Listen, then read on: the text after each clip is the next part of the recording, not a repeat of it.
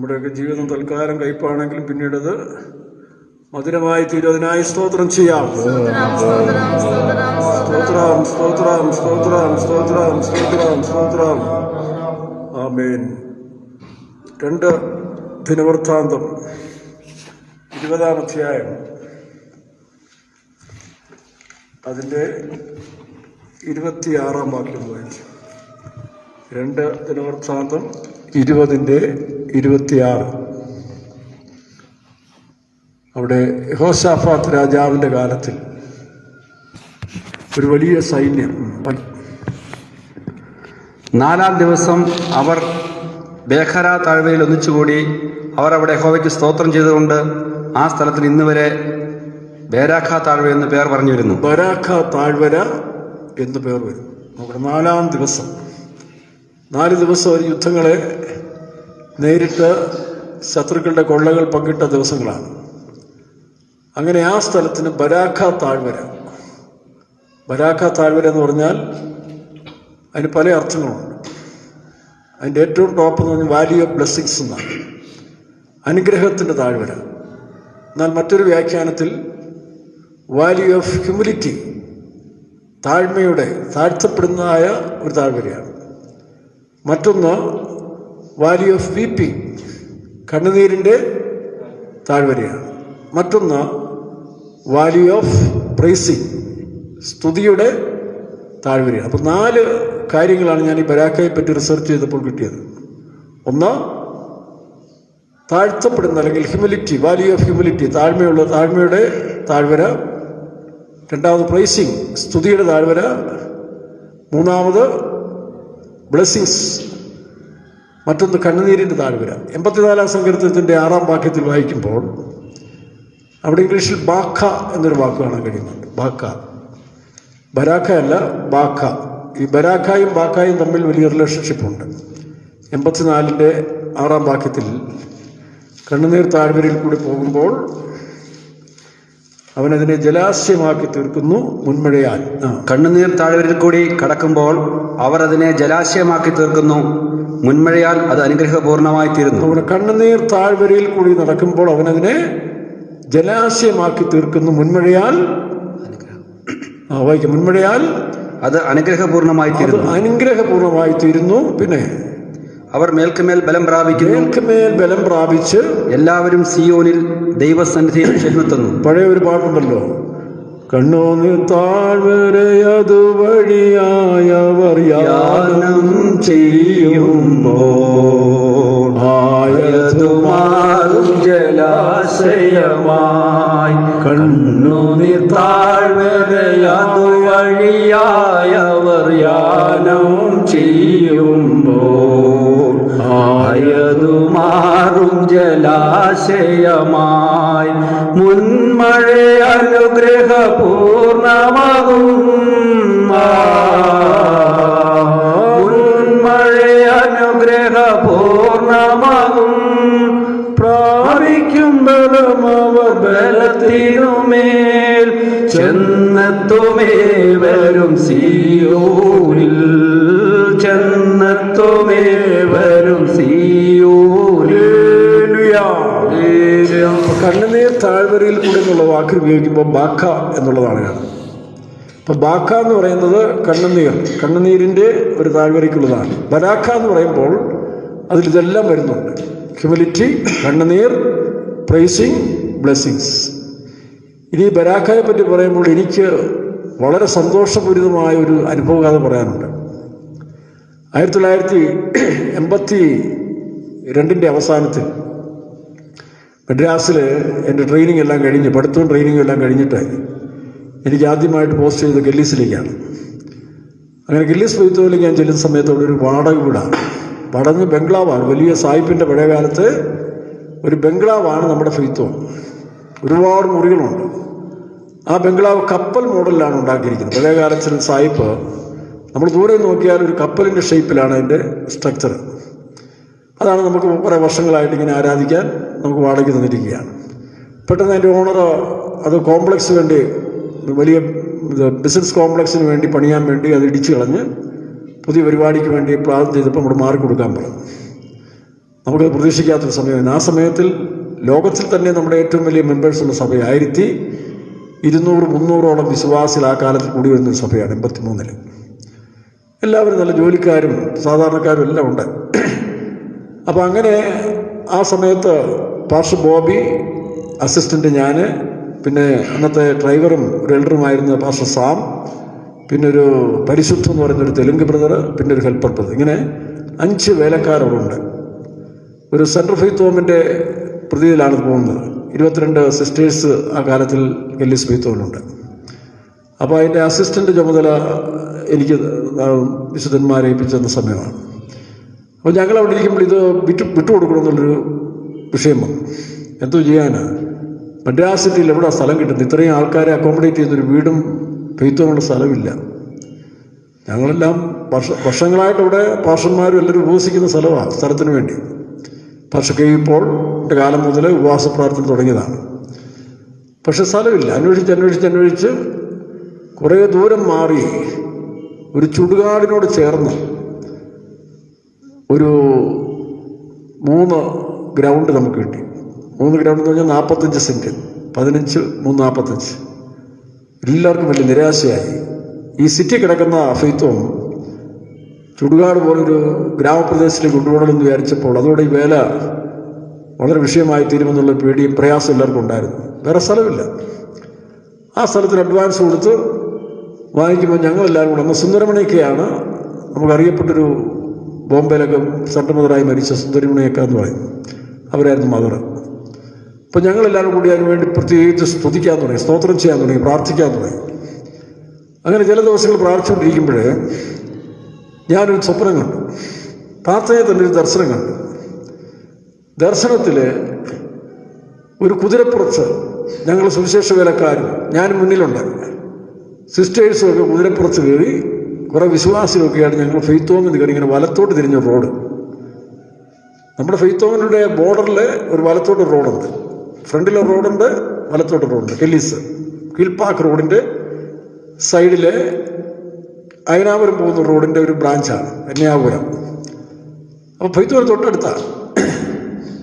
അപ്പോൾ അങ്ങനെ ഞങ്ങൾ ദർശനത്തിൽ ഇങ്ങനെ പോയിട്ട് അടുത്ത കോമ്പൗണ്ടിൽ, ഇതിൻ്റെ അപ്പുറത്തെ കോമ്പൗണ്ടിൽ പോയി കൊടി നാട്ടുകയാണ്. കൊടി നാട്ടി ഞങ്ങളവിടെ സ്തുതിച്ച് ആരാധിക്കുന്ന ഒരു സ്വപ്നം കണ്ടു. സ്വപ്നം കഴിഞ്ഞപ്പോഴേ സുന്ദരമണിയൊക്കെയായിട്ട് ഞങ്ങൾ പ്രാർത്ഥന തന്നെ പറഞ്ഞു. അപ്പോൾ അവർ പറഞ്ഞു, 7 വർഷം മുമ്പ് ഒരു ആംഗ്ലോ ഇന്ത്യൻ മദ്രാസ് ക്രിസ്ത്യൻ കോളേജിലെ വൈസ് പ്രിൻസിപ്പളായിരുന്ന ഒരു മാഡം, സ്പിൻസ്റ്ററാണ്, അവരുടെ ഗ്രാൻഡ് ഫാദർ സായിപ്പിൻ്റെ പ്രധാനപ്പെട്ട ഒരാളായിരുന്നു. അങ്ങനെ സായിപ്പ് വെച്ചു കൊടുത്ത വലിയ ബംഗ്ലാവാണിത്, ഈ പറഞ്ഞ സ്ഥലം. 75 സെൻറ്റ് സ്ഥലമുണ്ട്. അപ്പോൾ ആ സ്ഥലത്തിന് ഈ അമ്മ മാത്രമേ ഉള്ളൂ, ഒരു കല്യാണം കഴിക്കാത്ത സ്ത്രീ ആയതുകൊണ്ട് അവർ മാത്രം ആ ബംഗ്ലാവിൽ താമസിച്ചു. നല്ല വൈറ്റ് ഹൗസ് മാതിരി വെള്ളയൊക്കെ അടിച്ച് പഴയ കാലത്തിൽ 2 നില കെട്ടുവാണ്, നല്ല സ്റ്റൈലും കെട്ടുവാണ്. അപ്പം ഞാൻ ആ റോഡ് വഴി ചിലപ്പോഴൊക്കെ പോകുന്നതാണ്. പക്ഷെ അന്നാണ് ഞാൻ ശ്രദ്ധിച്ചത്, ഈ ദർശനം കണ്ട് ഞങ്ങൾ വളരെ സൂക്ഷ്മതയോടെ പോകുമ്പോൾ ഈ ബോർഡിൻ്റെ എൻട്രൻസിലൊരു സൈൻ ബോർഡുണ്ട്. അതിൻ്റെ പേര് ബരാക്ക റോഡെന്നാണ്. ഈ കെട്ടിടം ഇരിക്കുന്ന റോഡിൻ്റെ പേര് ബരാക്ക റോഡ്. ഞങ്ങളവിടെ ചെന്ന് ഗേറ്റ് തുറന്ന് അകത്ത് ചെന്നപ്പോൾ ആ ഫെയ്ത്ത് ഹോമിൽ അവരുടെ വീടിൻ്റെ പേര് എൽട്ടക്കോൺ എന്ന് പറഞ്ഞാൽ ദൈവം. എൽട്ടക്കോൺ എന്ന് പറഞ്ഞാൽ എന്തുവാ? ദൈവം സകലത്തിനും മതിയാകും. എങ്ങനെയുണ്ട് അതിൻ്റെ അർത്ഥം? കറക്റ്റ് എനിക്കറിയത്തില്ല. അപ്പോൾ ദൈവത്തിനെല്ലാം സാധ്യമാകും, മതിയാകും എന്നുള്ളൊരർത്ഥം വരുന്നതാണെന്ന് തോന്നുന്നു. ഇത് രണ്ടും കൂടെ കണ്ടപ്പം ഞാൻ പറഞ്ഞു, ഇത് ദൈവത്തിനുള്ളത് തന്നെ. കാരണം ദർശനം കണ്ടു, ബരാക്ക റോഡ്, രണ്ടാമത് എൽട്ടക്കോൺ. അപ്പോൾ ഈ സുന്ദരമണിയൊക്കെ പറഞ്ഞു, ബ്രദറെ, അത് 7 വർഷം മുമ്പ് പാസ്റ്റർ എ സി തോമാച്ചായനും പാസ്റ്റർ സി ജോണും കൂടെ മരിക്കുന്നതിന് മുമ്പുള്ള വർഷത്തിൽ കെല്ലീസിന് സ്ഥലമില്ലാത്തതുകൊണ്ട് ഇവർ ഈ സ്ഥലം വിൽക്കുമെന്നൊരു പ്ലാൻ കേട്ടു. അങ്ങനെ ഈ 2 ദൈവദാസന്മാരും കൂടെ ഈ അമ്മയുടെ അടുത്ത്, ഈ സ്പെൻസറിൻ്റെ അടുത്ത് നിന്ന് ചോദിച്ചിങ്ങനെ, സ്ഥലം ഞങ്ങൾക്ക് തരുമോ? കൊടുക്കാം, കുഴപ്പമില്ല, ഞാൻ വിൽക്കാൻ പ്ലാൻ ഇട്ടിരിക്കുകയാണ് എന്ന് പറഞ്ഞെല്ലാം സംസാരിച്ചപ്പോൾ പുള്ളിക്കാരത്തി ചോദിച്ചു, നിങ്ങൾ ഏതാ മാർഗം? ഇവരൊരു ബാപ്റ്റിസ്റ്റ് മിഷനിലാണ്ടൊരു സ്ത്രീയാണ്. ഞങ്ങൾ പെന്റിക്കോസ്റ്റാണ്, വി ആർ പെന്റിക്കോസ്റ്റ് ഇംഗ്ലീഷിലാണ് അവരൊക്കെ സംസാരം. ഞങ്ങൾ പെന്തിക്കോസ്റ്റാണ്. Oh you are Pentecost, get out my house എന്ന് ഈ സ്ത്രീ പറഞ്ഞു. അവർക്ക് അത്രയും പെന്തിക്കോസിനോട് അലർജിയാണ്. നിങ്ങൾ പെന്തിക്കോസാണ്, ഇറങ്ങി വരണമെന്ന് പറഞ്ഞു. അവരിറങ്ങി ആ കോമ്പൗണ്ടിൽ നിന്ന് കൈ ഉയർത്തി, കർത്താവേ ഞങ്ങൾ നിന്റെ നാമത്തിൽ ഇത് മുദ്രയിട്ടിട്ട് പോകുന്നു പറഞ്ഞു. അവർ പോയി രണ്ടുപേരും മരിച്ചു. 7 വർഷം കഴിഞ്ഞാണ് പിന്നീട് ഞങ്ങൾ ഈ പറഞ്ഞ പോലെ. അപ്പോൾ ഞങ്ങളവിടെ ചെല്ലുമ്പോൾ അന്വേഷിക്കുമ്പോഴേ ഈ സ്ഥലം ഒരു മാർവാടി വന്ന് 25 ലക്ഷം രൂപയ്ക്ക് അഡ്വാൻസ് കൊടുത്തു. നോക്കണം, 25 ലക്ഷം രൂപയ്ക്ക് മാർവാടി അഡ്വാൻസ് കൊടുത്തു. അമ്മ ഈ മാഡം അഡ്വാൻസ് എല്ലാം വാങ്ങിച്ചതിന് ശേഷം ഈ മാർവാടിയോട് ചോദിച്ചു, എന്തിനാണ് നിങ്ങൾക്കിത്? അത് സിനിമാ തിയേറ്റർ പറയാമെന്ന്. അപ്പം ഇവരൊരു സമുദായ വിശ്വാസിയാണെങ്കിൽ സ്ട്രോങ് ആണ്, സിനിമാ തിയേറ്റർ പറയാം. പക്ഷേ ഈ അമ്മ പറഞ്ഞു, എനിക്ക് 2 കണ്ടീഷനുണ്ട്. ഇവിടെ സിനിമാ തിയേറ്റർ എന്ന് പറയാൻ ഞാൻ ഈ സ്ഥലം തരത്തില്ല, ഇത് ദൈവത്തിന് പേരിലുള്ളതാണെന്ന് പറഞ്ഞു. രണ്ടാമത്, ഈ സ്ത്രീ മരിക്കുന്നത് വരെ ഈ കെട്ടിടം പൊളിക്കാൻ പാടില്ല, അവർക്ക് ആ മുറി വേണം. ഈ 2 കണ്ടീഷൻ ഉണ്ടെങ്കിൽ തരത്തുള്ളൂ പോകാൻ. 25 ലക്ഷം രൂപ കൊടുത്ത് അഡ്വാൻസ് വാങ്ങിച്ച് സിനിമാ തിയേറ്റർ പണിയാനുള്ള ഈ മാർവാടിക്ക് അത് കേട്ടപ്പോൾ ദേഷ്യം വന്നു. ഈ പൈത്യക്കാരി ഞങ്ങൾ 25 ലക്ഷം കൊണ്ട് ഇവരെയും പോറ്റണം, പോയി വേല പാരെന്ന് പറഞ്ഞുകൊണ്ട് അവർ ഇറങ്ങിയെന്ന് പോയി. ഈ സമയത്താണ് നമ്മൾ ഈ പറഞ്ഞ പോലെ സ്ഥലത്തിൻ്റെ കാര്യം അന്വേഷിച്ചുകൊണ്ടിരിക്കുമ്പോൾ ഈ അമ്മയെ ശുശ്രൂഷിക്കുന്ന ഒരു സ്ത്രീയുണ്ട്, അല്ല ഒരു സഹോദരനുണ്ട്, അവിടുത്തെ പുറംപണിയെല്ലാം ചെയ്യുന്നത്. ആ സഹോദരനെ ഒരു CSIക്കാരനുണ്ടാകുന്നു. അദ്ദേഹത്തിൻ്റെ പെങ്ങള്, ഒരു വകയിലുള്ള പെങ്ങൾ നമ്മുടെ വിശ്വാസിയാണ്. അപ്പം ഇവർ പോയി വീട്ടിൽ പോയി പറഞ്ഞു, ഇങ്ങനെ പെന്തിക്കോസ് ഞങ്ങൾക്ക് സ്ഥലമില്ലാത്തതുകൊണ്ട് ഇങ്ങനെ പ്രാർത്ഥിക്കുകയാണ്. ഏതായാലും ശരി, ഈ മനുഷ്യൻ പോയി അമ്മയോട് പറഞ്ഞു, അമ്മ അന്ത സഭക്കാർക്ക് പക്കത്തിലെ ഒരു സഭയിരിക്കുന്നത് നല്ല ആവിക്കുറിയ സഭകളതാ, അവങ്ങൾ കൊടുങ്ക உங்களுக்கு ஆசீர்வாதமாகும், தன்னெல்ல உங்களுடைய கடைசி பரியந்தம் உங்களை பாதுகாக்கும், உங்களை அவர் கவனிப்பான் எல்லாம் சொல்லி ശരി കൂപ്പിടെ, അവരെ കൂപ്പിടെ சொன்னார். അപ്പം ഞങ്ങൾ ചെന്ന് ഈ അമ്മയോട് സംസാരിച്ചു, എല്ലാം പറഞ്ഞു. അമ്മയോട് പറഞ്ഞു, ഈ കെട്ടിടം നിങ്ങൾ പൊളിക്കത്തേ ഇല്ല, ഞാൻ പൊളിക്കേണ്ട ആവശ്യമില്ല, ബെയ്ത്തോവിന് ഉപയോഗിക്കാൻ. അമ്മയ്ക്ക് ഇവിടെ താമസിക്കാമെന്ന് മാത്രമല്ല, സുവിശേഷ വേലയ്ക്ക് വേണ്ടി മുന്നോട്ട് വരുന്ന 2 സിസ്റ്റേഴ്സിനോട്, ജോലിക്കാരാണ്, അവരവിടുത്തെ ഉദ്യോഗസ്ഥരാണ്, അവർ ബെയ്ത്തോല. അവർ രണ്ടുപേരും അമ്മയുടെ പ്രൈവറ്റ് സെക്രട്ടറി ആയിട്ട് സഹായിയായിട്ട് ഫ്രീ ആയിട്ട് സേവനം ചെയ്യുന്നു. അപ്പോൾ ശരി, അടുത്ത വില തന്നെ. അപ്പം പറഞ്ഞു, വില 25 ലക്ഷമാണ് മാർവാടി പറഞ്ഞിരിക്കുന്നത്. ഞങ്ങൾ പറഞ്ഞു, എൻ്റെ അമ്മ 25 ലക്ഷമൊന്നും ഞങ്ങൾക്ക് തരാനില്ല. പെട്ടെന്ന് പാസ്റ്റർ പോയി പറഞ്ഞു, ഒരു 8 ലക്ഷം രൂപ ആണെങ്കിൽ ഞങ്ങൾ എടുത്തോളാം. നോക്കണം, ഈ സ്ത്രീ ഉടനെ സമ്മതിച്ചു. അവർക്ക് ഇഷ്ടംപോലെ ബാങ്കിൽ കാശുണ്ട്. ശരി, ഒത്തുകൊള്ളേ, 8 ലക്ഷം രൂപയ്ക്ക്. അന്നൊക്കെ 8 ലക്ഷം രൂപ വേണ്ടേ? ഞങ്ങളിങ്ങനെ വന്ന് സ്വോത്രം ചെയ്തു. അത് മദ്രാസിലുള്ള നമ്മുടെ ഒരു വിശ്വാസി MA ജേക്കബ് അച്ചായൻ, പഴയൊരു അച്ചായനാണ്. പാസ്റ്റർ പോൾ പ്രാർത്ഥിച്ച് അനുഗ്രഹിച്ച് വളരെ അനുഗ്രഹിക്കപ്പെട്ടൊരു മനുഷ്യനാണ്. 90-ാമത്തെ വയസ്സ് വരെയും വിശ്വാസത്തിന് വേണ്ടി ജീവിച്ച് മരിച്ചതാണ്. അദ്ദേഹം വിശ്വാസിയാണ്. പുള്ളി ഇതറിഞ്ഞ് 5 ലക്ഷം രൂപ ഞങ്ങളുടെ കൊടുത്തു. വലിയ വ്യാപാരിയാണ്. 5 ലക്ഷം രൂപ തന്നിട്ട് പറഞ്ഞു, ഇത് ഫെയ്ത്തോന് വേണ്ടിയാണ്. വേറൊരു കുമാർ രാജ് എന്ന് പറഞ്ഞൊരു ഹിന്ദുവിൽ നിന്ന് ആ കാലത്തിൽ കന്യാസ്ത്രീ മഠത്തിൽ ചെറിയ ജോലിക്ക് വന്നു. പിന്നെ ഒരു തടിക്കടയിൽ നിന്ന് വലിയ കോൺട്രാക്ടറായി. ആ മനുഷ്യൻ കൊണ്ട് 1.5 ലക്ഷം രൂപ കൊണ്ട് കൊടുത്തു. ഫിലിപ്പ് വേണ്ടപ്പോൾ പാർശ്വം 1.5 ലക്ഷം രൂപ, 8 ലക്ഷം രൂപ റെഡിയായി. ഞങ്ങൾ ഫെയ്ത്തോമ വിലക്കെടുത്തു. അന്ന് ഞങ്ങൾ ഈ പറഞ്ഞു, വലിയ സന്തോഷമല്ലേ. ഈ ബരാക്ക റോഡിൻ്റെ അന്നാണ് ഈ അർത്ഥം ഞാൻ ബൈബിളിൽ നിന്ന് പഠിച്ചെടുക്കുന്നത്. ഇത് സ്തുതിക്കുന്ന താഴ്വരയാണ്, ഇത് താഴ്മയുള്ളൊരു താഴ്വര. ഇതെല്ലാം മനസ്സിലാക്കിക്കൊണ്ട് ഞങ്ങൾ അന്നത്തെ ഗല്ലീസിലൊക്കെ ഒരു 75 ചെറുപ്പക്കാരുണ്ട്, 75ഓളം വാലിബറുണ്ട്. ഞങ്ങൾക്കവിടെ ഒരു പ്രത്യേക മീറ്റിംഗ് ഉണ്ട്, എല്ലാ ആഴ്ചയിലും യൗവനക്കാരുടെ മീറ്റിംഗും ഉണ്ട്. ഞങ്ങൾ രാത്രിയെല്ലാം അവിടെ കിടന്ന് സ്തുതിക്കുകയും പ്രാർത്ഥിക്കുകയൊക്കെ ചെയ്ത്. അതൊക്കെ അമ്മയ്ക്ക് ഇഷ്ടമാണ് കേട്ടോ, പ്രാർത്ഥനയും സ്തുതിയും പാട്ടുമൊക്കെ ഈ അമ്മയ്ക്ക് ഇഷ്ടമായിരുന്നു. പക്ഷേ അടുത്തത് ഈ ഗല്ലീസിലെ ഫെയ്ത്ത് ഹോം ഷിഫ്റ്റ് ചെയ്യണം. ഷിഫ്റ്റ് ചെയ്ത് കഴിഞ്ഞാൽ വീടല്ല, ആരാധന ഹോള്. 140 അടി നീളത്തിലെ ഹോളാണ്, 140 അടി നീളം. എല്ലാം കോൺക്രീറ്റ് പില്ലറിട്ട് കടപ്പാക്കല്ല് ടൈൽസ് ഇട്ട്, അതുപോലെ മേള് തേക്കും കഴ കൊണ്ടുണ്ടാക്കി. ആ തേക്കും കഴ ഇട്ടിട്ട്, അതുപോലെ തേക്കും കഴ ക്രോസ് ഇട്ട്, പിന്നീട് ഓല എന്ന് പറഞ്ഞാൽ നമ്മളിവിടെ കിട്ടുന്ന പോലല്ല, നമ്മളിവിടെ കിട്ടുന്ന ഓലയുടെ വീതിക്ക് 4 ഓല കെട്ടും, ഇങ്ങനെ അടുപ്പിച്ചടുപ്പിച്ചടുപ്പിച്ച്. അതൊരു 4 വർഷം 5 വർഷം കഴിഞ്ഞൊക്കെ പൊളിച്ചാൽ മതി. അവിടുത്തെ ഇത് മഴയില്ലാത്തതുകൊണ്ട് 5 വർഷമൊക്കെ പിന്നെ നിൽക്കും. അങ്ങനെയാണ് പറയുന്നത്. ആ 140 അടി ഹോള് ഞായറാഴ്ച ഉച്ച കഴിഞ്ഞ് ഞങ്ങൾ പൊളിച്ചു. അടുത്ത ഞായറാഴ്ച ഇവിടെ ആരാധന വേണ്ടേ? അപ്പോൾ അന്ന് പാസ്റ്റർ ബോബി എവിടെയോ കൺവെൻഷൻ പ്രസംഗിക്കാൻ പോയി. ലിപ്പിയാണ്ടപ്പിള്ള പാസ്റ്റർ വന്ന് എന്നെ വിളിച്ചിട്ട് പറഞ്ഞു, രാമുഞ്ഞെ, മുൻപ് ഈ 90 അടി നീളത്തിലെ ഹോളിട്ടപ്പോൾ പാസ്റ്റർ എ സി തോമാച്ചാനും പാസ്റ്റർ സി ജോണും ഒക്കെ ഇരുന്നാണ് ഇത് ചെയ്യിച്ചത്. ഇപ്പം ഞങ്ങളാരും ഇല്ല. പാസ്റ്റർ ജേക്കബ് ഇല്ല, ഞാനില്ല, പാസ്റ്റർ ഏണസ്റ്റ് ഫ്രാൻസിലാണ്. പാസ്റ്റർ ബോബി പ്രസംഗിക്കാൻ പോയി. നീ വാ, എന്നെ വിളിച്ച് പ്രാർത്ഥിച്ചു, തലേ കൈവച്ച് പ്രാർത്ഥിച്ചു. എല്ലാം നോക്കിക്കോ, കുമാരരാജൻ്റെ 15 ജോലിക്കാരെ തരാം, പിന്നെ ഇവിടുത്തെ ചെറുപ്പക്കാരെയൊക്കെ വെച്ച് നീ എങ്ങനെയാലും ചെയ്ത് തീർക്ക് എന്ന് പറഞ്ഞ് പാസ്റ്റർ പോയി, മലേഷ്യയിൽ പോയി. ഞങ്ങൾ എന്ത് ചെയ്യണമെന്ന് അറിയത്തില്ല. ഇങ്ങനെ ദൈവത്തെ സ്തുതിച്ചാൽ പൊളിക്കാൻ തുടങ്ങി. ഒരു അത്ഭുതം എന്ന് പറഞ്ഞാൽ ഓരോ ദിവസവും എന്ത് പണിക്ക് ആളെ വേണോ അതിന് പറ്റിയ ആൾക്കാർ വരും. ഒരുത്തൻ ട്രാക്ടറുമായിട്ട് വന്ന് ഷിഫ്റ്റ് ചെയ്യാൻ, വേറെ കുറേ നല്ല ആരോഗ്യമുള്ളവർ വന്ന് കോൺക്രീറ്റ് പില്ലർ പൊളിച്ച് ഇങ്ങനെ 3-4 ദിവസം കൊണ്ട് പൊളിച്ചെടുത്ത് വ്യാഴം വെള്ളി ദിവസങ്ങളിലൊക്കെ ഞങ്ങൾ അവിടെ പണി ആരംഭിച്ചു. ഇതേപോലെ കോൺക്രീറ്റ് ഇട്ട് വേണം ചെയ്യാൻ. വെള്ളിയാഴ്ചയായി ഏകദേശം സ്ട്രക്ചറൊക്കെ തീർന്നു, വീണത്തെല്ലാം തീർന്നു. ഇതുപോലെ തന്നെ കെട്ടിവെച്ചു. ശനിയാഴ്ചയായി 2 വലിയ തമിഴ്നാട്ടിലെ ഊറ്റൻ ലോറി നിറച്ച് 2 നിറച്ച് സേലത്തുനിന്ന് എങ്ങാണ്ട് ഇത് ഓല വന്നിട്ടുണ്ട്, കീത്ത്. ഇത് കെട്ടണ്ടേ? അതിന് ശനിയാഴ്ച കൊണ്ട് ഒക്കത്തുമില്ല. എന്നാലും കഠിന പരിശ്രമം കൊണ്ട് ഇത് ചെയ്തു തീർക്കാമെന്ന് വെച്ചുകൊണ്ട് ഞങ്ങൾ പണി ആരംഭിച്ചു. ഓല കെട്ടാൻ തുടങ്ങി. രാവിലെ മുതൽ കിട്ടുന്നതനുസരിച്ച് കാൽഭാഗം തീരുമ്പോൾ ആൾക്കാരെ വെച്ച് വീടും പരിസരവും 75 പേരുണ്ട്. ഒരാഴ്ചയായിട്ട് ഞങ്ങൾ സ്ഥിരം പണിയാണ്. ഞാൻ ആ ഒരാഴ്ച ഉറങ്ങിയിട്ടേ ഇല്ല. ഉറക്കം പറ്റില്ല, കാരണം ഇത് തീരണ്ടേ. ഇത് തീർക്കാൻ വേണ്ടി രാത്രിയും പകലും പണിയാണ്. 3-4 ദിവസം കഴിഞ്ഞപ്പോൾ എൻ്റെ തലയ്ക്കകത്തുനിന്ന് കട്ടച്ചോര മൂക്കിക്കൂടെ വരാൻ തുടങ്ങി.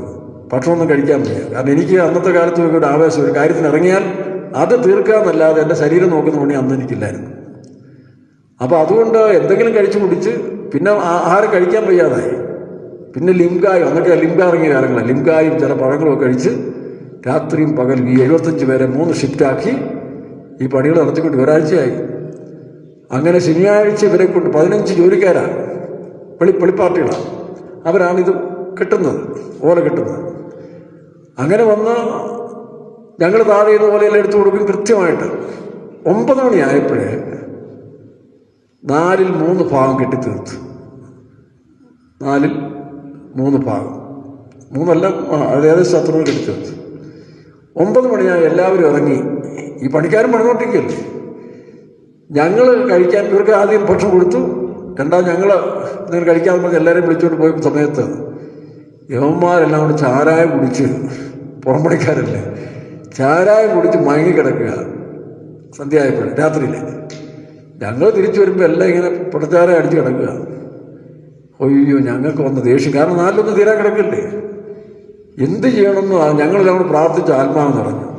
പെട്ടെന്ന് എൻ്റെ മനസ്സിൽ തോന്നി, ഞാനൊരു കാര്യം ചെയ്യാം, നിങ്ങൾ ഓരോരുത്തരും പൊക്കിക്കോണം. ഈ കിടക്കുന്നവന്മാരെ ഓരോരുത്തരും പൊക്കി നിർത്തണം, മുട്ടുമേ നിർത്തണം, ഞാൻ തലയൊക്കെ വെച്ച് പ്രാർത്ഥിക്കാം എന്നും പറഞ്ഞ് ഈ കള്ളുടിയന്മാരെ യവന്മാർ സഹോദരന്മാർ പൊക്കി വയ്ക്കും. ഞാൻ തലയൊക്കെ വെച്ച് പ്രാർത്ഥിച്ചു കഴിഞ്ഞ് നിങ്ങൾ ഉടനെ പൊക്കി മേളിലോട്ട് വിട്ടേക്കണമെന്ന് പറഞ്ഞു. ഒരു അഭിപ്രായം പോലും ചോദിക്കാതെ മേളിൽ കയറ്റി അങ്ങ് വിട്ടേക്കണമെന്ന് പറഞ്ഞു. അങ്ങനെ ഈ സഹോദരന്മാരാണ് ഈ 15 എണ്ണത്തിനെയും പൊക്കി ഞങ്ങൾ തലയെ കൈവച്ച് പ്രാർത്ഥിക്കട്ടൊക്കെ പോയി കാണും. കയറി അവന്മാർ ആദ്യമൊക്കെ ഒന്നും ഇതിരുന്നെങ്കിലും പെട്ടെന്ന് ഇവന്മാർക്ക് ഉത്സാഹം വന്നു, കെട്ടാരംഭിച്ചു. 2 മണിയായപ്പോഴേ, അപ്പോൾ ഒരു 10 മണി കഴിഞ്ഞു തുടങ്ങിയപ്പോൾ 2 മണിയായപ്പോൾ അതിൻ്റെ പകുതി ഭാഗം കൊണ്ട് ഓല തീർന്നു പോയി. ഇനി അതിൻ്റെ പകുതി, 4-1 പകുതി കിടക്കുക. 2 മണിയായി. ഏതായാലും കുമാരരാജനോട് വിളിച്ചു പറഞ്ഞ് പുള്ളി ഉടനെ തന്നെ എവിടുന്നോ സംഘടിപ്പിച്ച് 3 മണിയായപ്പോൾ ഓല വന്നു.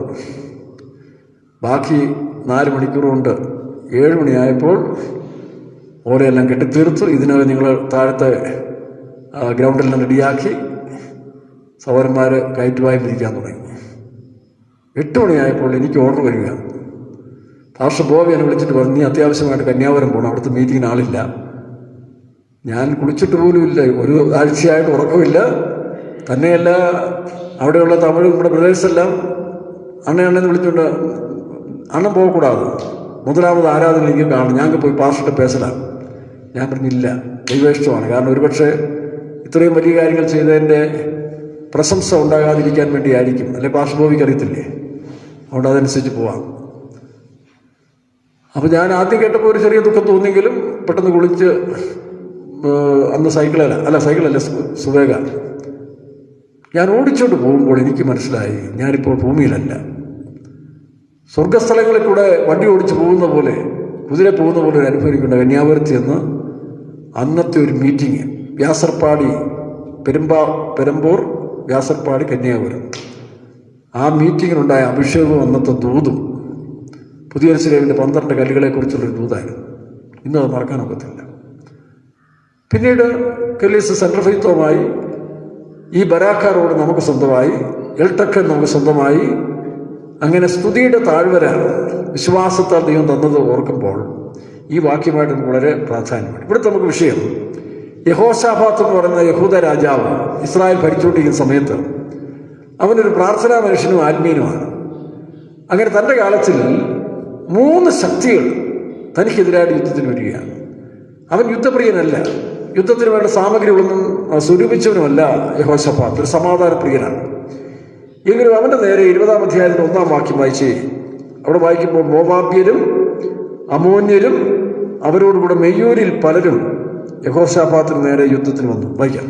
അതിൻ്റെ ശേഷം മോവാബ്യരും അമോന്യരും അവരോടുകൂടെ മെയ്യൂന്യരിൽ ചിലരും യഹോശാഫാത്തിന് നേരെ യുദ്ധത്തിന് വന്നു. നോക്കണം, യഹോശാഫാത്ത് ഭയപ്പെട്ടു പോയി. കാരണം ഒരിക്കലും യുദ്ധം ആഗ്രഹിച്ചവനല്ല യഹോശാഫാത്ത്, അവൻ യുദ്ധത്തിന് വേണ്ടി ഒരുങ്ങുന്നവനല്ലായിരുന്നു. പക്ഷേ മോവാബ്യരും അമോന്യരും നമുക്കറിയാം ലോത്തിന്റെ സന്തതികളാണ്. ലോത്തിന്റെ സന്തതികൾ എന്ന് പറഞ്ഞാൽ വ്യവസ്ഥയില്ലാതെ ഉണ്ടായമാരാണ്. ലോത്തിന് സ്വന്തം പെൺമക്കളിൽ ഉണ്ടായ 2 ജാരസന്തതികളാണ് ഇവര്. അപ്പോൾ അവർ എൽക്കാലത്തും ദൈവത്തിൻ്റെ ജനത്തിന് ഇസ്രായേലിനെതിരാണെന്ന് നമുക്കറിയാം. അവരും എപ്പോഴും ദൈവസഭയ്ക്കെതിരാണ്.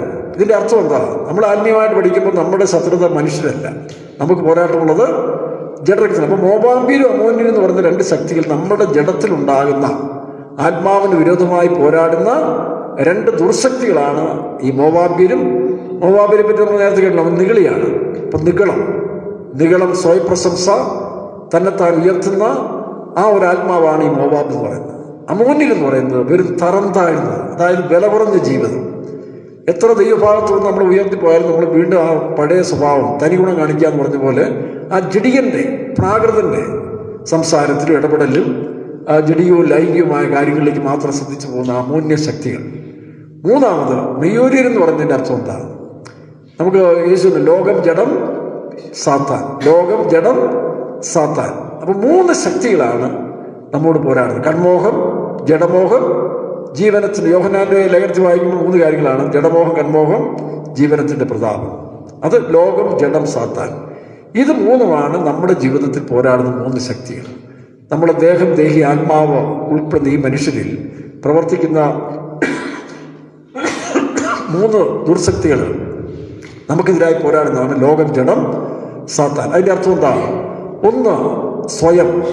സാത്താൻ എന്ന് പറഞ്ഞത് സ്വയമാണ്. മനുഷ്യൻ എത്ര മുന്നോട്ട് പോയാലും അവൻ്റെ സ്വയം വിട്ടുപോകാൻ പറഞ്ഞ ബുദ്ധിമുട്ടാണ്. അതിങ്ങനെ ശക്തി അവരിലുണ്ടാകും. ഞാനെന്നുള്ള അഹംഭാവം അത് മനുഷ്യന് ഉയരുന്തോറും ദൈവികമായ വെളിപ്പാട് യേശുക്രിസ്തുവിനെ കുറിച്ച് അറിവില്ലാത്ത മനുഷ്യർക്ക് സ്വയം താഴ്ത്താൻ ബുദ്ധിമുട്ട് വരും. അതാണ് ഒരു ശക്തി. ലോകം, ജഡം, സാത്താൻ എന്ന് പറയുന്നതാണ് നമ്മളിലുള്ളതായ സ്വയം. മറ്റൊന്നാണ് ദ്രവ്യാഗ്രഹം. ദ്രവ്യാഗ്രഹം സകല ദോഷത്തിനും ആവശ്യമില്ലെങ്കിലും എത്രയോ നല്ല ഉയർന്ന ആത്മീയ ഗോളത്തിലുള്ള സുവിശേഷ വേലക്കാരെ തന്നെ എടുത്തു നോക്കി, അവർക്ക് ഒരാവശ്യമില്ലെങ്കിലും ദ്രവ്യാഗ്രഹം അതവരെ നശിപ്പിച്ചു കളയുകയാണ്. സർക്കാർ ഉദ്യോഗസ്ഥന്മാരെ കണ്ടിട്ടില്ലേ? എന്തുമാത്രം ശമ്പളം വാങ്ങിച്ചാലും ഒരു പാവപ്പെട്ട നിന്ന് അവൻ്റെ കവറിൽ നിന്ന് 1000 രൂപ കിട്ടിയില്ലെങ്കിൽ അവന് ഒപ്പിട്ട് കൊടുക്കാൻ ബുദ്ധിമുട്ടുള്ള ഉദ്യോഗസ്ഥന്മാർ. ഇതെല്ലാം എന്തെടുക്കാൻ നമ്മുടെ ഈയിടെ ഒരു സർക്കാർ ഉദ്യോഗസ്ഥന് എൻ്റെ അടുത്ത് വന്നു, പക്ഷേ ഇന്ന കാര്യം ഞാൻ ശരിയാക്കി തരാം, അതിന് കളക്ടർ അടുത്തൊന്നും പോകേണ്ട ആവശ്യമില്ല, എനിക്ക് കുറെ കാശ് തരണം ഇല്ലേ എന്നും പറഞ്ഞുകൊണ്ട്. അപ്പോൾ കളക്ടർ പറഞ്ഞു അയാളെ അടിപ്പിക്കണ്ട, കാശ് കൊടുക്കണ്ട, അല്ലാതെ തന്നെ നടന്നോളൂ എന്ന് പറഞ്ഞു. എന്നിട്ട് ഇപ്പോൾ എന്ത് ചെയ്യുന്നു? ചില കുറുക്ക് പണികൾ കാണിച്ചുകൊണ്ടിരിക്കുക. 3-4 പേർ ഇവിടെ വന്നു. അപ്പം ഞാൻ പറഞ്ഞു ഇനിയുള്ള കാലത്തിൽ ഇവിടെ നിന്ന് പൈസ കിട്ടാനുള്ള വഴിയില്ല. അതൊക്കെ അന്നത്തെ പ്രതാപകാലത്തിൽ 2 രാജാക്കന്മാരോട് വാണകാലത്തിൽ അവർക്ക് പണമുണ്ടായിരുന്നു, അവരിതൊക്കെ ചെയ്തു. ഞങ്ങളെപ്പോലെ ഈ പാവപ്പെട്ട മനുഷ്യർ എവിടുന്ന് കാശ് വരാനാണ്? അവിടെ നിങ്ങൾ എന്തുവേണം ചെയ്തു? ഞാൻ എൻ്റെ സ്വർഗത്തിലെ ദൈവത്തെ ഏൽപ്പിച്ചിരിക്കുക, അവിടുന്ന് വന്നോണം കാര്യങ്ങൾ എന്നും പറഞ്ഞു വിട്ടു. കാരണം ഇത് എവിടുന്ന് കാശ് കൊടുക്കാൻ നമ്മളിലുണ്ടോ? ഇല്ല. രണ്ടാമതുണ്ടെങ്കിലും ഇതൊക്കെ എവിടുന്ന് ഉണ്ടാക്കാനാണ്? അതുകൊണ്ട് സ്വർഗത്തിലെ ദൈവത്തെ ഏൽപ്പിച്ചിരിക്കുക. ഇനി ഏത് ഉദ്യോഗസ്ഥന്മാർ വന്നാലും ശരി, ഞങ്ങളുടെ ഭാഗത്ത് നീതി ഉണ്ടല്ലോ. അതുകൊണ്ട് ആര് വേണേൽ എന്ത് വേണേൽ ചെയ്തു, ഞാൻ എൻ്റെ സ്വർഗത്തിലെ തമ്പുരാനെ ഏൽപ്പിച്ചിരിക്കാമെന്ന് പറഞ്ഞു. അവിടുന്ന് വന്നോളും വിധി. സാറന്മാർ എന്ത് വേണം ചെയ്തു കാണും. ഏതായാലും അവരൊന്നും മിണ്ടാതെ പോയി. അപ്പോൾ അവർ പറഞ്ഞു, ഒരുത്തൻ കൊടുത്ത പരാതിയാണെന്ന് പറഞ്ഞു. എന്നാ 1918 കൊടുത്ത പരാതി. ഞാൻ പറഞ്ഞ്, ഇന്നാരാണോ? അതെ, എൻ്റെ സാറെ കാശിന് വേണ്ടി വന്നതാണ്. ആ സഞ്ജു പാഷയുടെ ജീവൻ പകുതിയും പോയത് ഈ ഒരു വിഷയത്തിലാണ്. ചെറുപ്പക്കാരനായ ഒരു പോലീസ് കാരൻ്റെ മകനായ അത് ഇവിടെ വന്ന് കർത്താവിൻ്റെ വേല ചെയ്ത് ഈ പ്രസ്ഥാനത്തിന് ഇറങ്ങിയതാണ് തൻ്റെ ആയുസ് പകുതി. കാരണം ഒന്നാമത് സുവിശേഷ വേലക്കാർക്ക് ഇതുമായിട്ടൊന്നും വലിയ പരിചയമില്ല. അതുകൊണ്ട് ഇനി ഈ കളിക്കൊന്നും ഞങ്ങളില്ല, നിങ്ങൾ എന്ത് വേണം ചെയ്തു, ഞാൻ ദൈവത്തെ ഏൽപ്പിച്ചിരിക്കുക, അവിടുന്ന് വരുമെന്ന് പറഞ്ഞു എന്നും പറഞ്ഞു വിട്ടു. അല്ല ഇതിൻ്റെ എത്ര നാളായി ചുമ്മായിട്ട് കിടക്കുക. അപ്പോൾ ദ്രവ്യാഗ്രഹം സകലവിധ ദോഷത്തിനും മൂലകാരണമായിത്തീരും. അപ്പോൾ അത് നമുക്കും ഉണ്ടാകും. സുവിശേഷ വേലക്കാരായ നമുക്കും കയറി പിടിക്കും. ചാകാൻ കിടക്കുന്ന രോഗിക്ക് വേണ്ടി പ്രാർത്ഥിച്ചാലും ചിലർ കിട്ടണമെന്ന് ചിന്തിച്ചെന്ത് ചെയ്യുന്നു? അതാ, ചാകാൻ കിടക്കുന്ന രോഗിക്ക് പോലും പ്രാർത്ഥിച്ചാൽ എന്തെങ്കിലും കിട്ടിയില്ലെങ്കിൽ മനസ്സിനൊരു അസ്വസ്ഥത ഉണ്ടാകുന്നെങ്കിൽ അതാ ദ്രവ്യാഗ്രഹം. യൂദാസ് കണ്ടില്ലേ, 30 വെള്ളിക്കാശ് ഗുരുവിനെ ഒറ്റ കൊടുത്തു. എന്നിട്ട് ആ കാശ് അവനെ പ്രയോജനപ്പെട്ടോ? അതൊരാത്മാവാണ്. അവനെ കൊണ്ട് നിവർത്തിക്കുന്നതോടെ വരെ ദ്രവ്യാഗ്രഹത്തിൻ്റെ ആത്മാവ് യൂദായി കയറി പിടിച്ചു. നിവർത്തിച്ചു കഴിഞ്ഞപ്പം പിശാച് പോയി മനസ്സാക്ഷി കുത്താൻ തുടങ്ങി. അയ്യോ, ഞാൻ കാണിച്ച് തെറ്റിപ്പോയി, പിന്നെ എന്ത് ചെയ്യും? ഈ കാശ് കൊണ്ട് എന്ത് കൊടുക്കാനാണ്? പുരോഹിതന്മാരുടെ അടുത്തെന്ന് പറഞ്ഞ് ഞാൻ തെറ്റ് ചെയ്തു. പുരോഹിതന്മാർ കൈമലർത്തി. നിന്റെ തെറ്റിനെ മോചിക്കാൻ ഞങ്ങളുടെ ഹൈരാർക്കിയിൽ കനാനിന് നിയമമില്ല. എന്നാൽ പത്രോസിനെ പോലെ യേശുവിലേക്ക് തിരിയണ്ടേ? ആ അറിവില്ല. 3.5 വർഷം യേശുവിനോട് നടന്നിട്ട് അവൻ ദ്രവ്യാഗ്രഹം കയറി എപ്പോഴും പണസഞ്ചിന്മേലാണ് അവൻ്റെ ആശ. ഒരു സ്ത്രീ കൊണ്ടുവന്നൊരു 300 വെള്ളിക്കാശിന് തൈലം കൊണ്ട് ഉടച്ചില്ലേ? യേശു പറഞ്ഞു അതവളെ ലോകമുള്ളിടത്തോളം കാലം പ്രശംസിക്കും. കാരണം തൻ്റെ സമ്പാദ്യം മുഴുവൻ ദൈവസ്നേഹത്തിൽ അർപ്പിക്കപ്പെട്ടു. അതാണ് വിഷയം. അവിടെ യൂദാ പറയുന്നു, ഇത് വിറ്റ് ദരിദ്രർക്ക് കൊടുക്കരുതോ? ഈ ദരിദ്രമുള്ള സ്നേഹം കൊണ്ടല്ല. ഒരു കാലത്ത് ദരിദ്രരെ സ്നേഹിച്ച പാർട്ടിക്കാരും സംഘടനക്കാരും ഇന്നിപ്പം വലിയ മൂഷാമുലാളിമാരായിരിക്കാം. അവർക്കിന്നിപ്പം പാവപ്പെട്ടവരല്ല വിഷയം. അപ്പം ഇത് വെറും തത്വങ്ങളാണ് ഈ പാവപ്പെട്ടവർ പറഞ്ഞ് നടക്കുന്നത്. മനസ്സിലാകുന്നു? അപ്പോൾ യേശു പറഞ്ഞു, പാവപ്പെട്ടവരെപ്പോഴും നിൻ്റെ കൂടെ ഉണ്ടല്ലോ, അവളെവിടെ? അപ്പം ദ്രവ്യാഗ്രഹം സകലവിധ ദോഷത്തിനും മൂലകാരണമാണ്. അതാണ് 2ാമത്തെ ശക്തി. 3ാമത്തെ എന്താണ്? 3ാമത്തെ നമ്മുടെ ജഡം, അമോന്യ ശക്തികൾ. എത്ര വലിയ ഉയർന്ന ഉദ്യോഗസ്ഥന്മാർ പെട്ടുപോകുന്നില്ലേ നിസ്സാരമായ തെറ്റിൽ, പോസ്കോ നിയമങ്ങൾക്കും പിന്നീട് മറ്റു ചില തെറ്റായ കാര്യങ്ങൾ മനുഷ്യൻ വീണ് പോകുന്നില്ലേ, അഡിക്റ്റായി പോകുന്നില്ലേ? അപ്പം ഈ 3 ശക്തികളാണ് നമ്മുടെ നേരെ വരുന്ന 3: മോവാബ്യർ, അമോന്യർ, മെയൂര്യർ. ലോകം, ജഡം, സാത്താൻ. അപ്പം അല്ലെങ്കിൽ കൺമോഹം, ജഡമോഹം, ഇതല്ലേ ആദിമ പാപം. ഏദൻ തോട്ടത്തിൽ കയറിയ 3 ശക്തികൾ ഇതൊക്കെയാണ്. ഇതാ ആദ്യം കേട്ടു, കണ്ടപ്പോൾ തോന്നി കൊള്ളാം ജ്ഞാനം പ്രാപിക്കാൻ. അപ്പം ജ്ഞാനത്തിൻ്റെ പണമാണിത്. ലോകജ്ഞാനം ദൈവത്തിന് ശത്രുത്വം. ഇത് കഴിച്ചാൽ പ്രതാപശാലിയായിത്തീരും, ഞങ്ങൾ ദൈവത്തെ പോലെ ആകും. ജഡമോഹം, കൺമോഹം, പിന്നെ ജീവനത്തിൻ്റെ പ്രതാപം. അതാണ് ലോകം, ജഡം.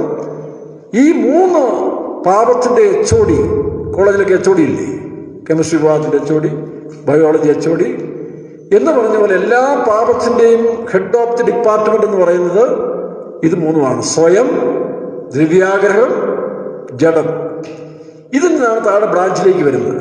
ഇത് ഏതെങ്കിലും ശക്തികൾ ഇല്ലാത്ത മനുഷ്യനില്ല. ഇതിനെ നമുക്കങ്ങനെ ജയിക്കാം. ആത്മാവിനാൽ ജഡത്തിൻ്റെ പ്രവൃത്തികളെ മരിപ്പിക്കാം. അവിടെ തത്വജ്ഞാനവും വെറും വഞ്ചനയോ സീനിയോറിറ്റി ഉണ്ടോ പഴക്കം കൊണ്ടോ വയസ്സുകൊണ്ടോ ഒന്നും ഈ പാപത്തെ ജയിക്കാൻ നോക്കത്തില്ല. അതുകൊണ്ടാണ് യഹോശാഫാത്തിന്റെ 3-ാം വാക്യത്തിൽ വായിക്കുമ്പോൾ ഇത് തനിക്ക് നേരിടാവുന്നതല്ല. നമ്മുടെ നേരെ വരുന്ന ചില നമ്മളെ ഭയപ്പെടുത്തി കളയും. ചില വർഷങ്ങൾ കഴിഞ്ഞ വേലക്കാർ പറയുന്നില്ല, അവൻ്റെ വാക്ക് കേട്ട് അവളുടെ വാക്കിട്ട് ഞാൻ ഭയന്നു പോയി, പേടിച്ചു പോയി, വിറച്ചു പോയെന്നൊക്കെ പറയത്തില്ലേ. കാരണം നമ്മിൽ ദൈവത്തിൻ്റെ സാന്നിധ്യം കുറയും തോറും മറ്റുള്ളൊരു വാക്കുകൾ നമ്മളെ വിറപ്പിക്കും. ദൈവത്തിൻ്റെ കൃപ നമ്മളില്ലാതെ വരുമ്പോൾ മറ്റുള്ളവരത് കേൾക്കാൻ നമുക്ക് സഹിക്കാതെ വരും. അതിനാണ് ഇവിടെ യഹോശാഫാത്ത് എന്താണ് ചെയ്തത്, അത് നാം ചെയ്യണം. വായിക്കാം 3-ാം വാക്യം. യഹോശാഫാത്ത് ഭയപ്പെട്ട് യഹോവയെ അന്വേഷിപ്പാൻ താല്പര്യപ്പെട്ടു. അതേപോലെ ഈ കാലത്തിൽ ഭയം നമുക്ക് വരും.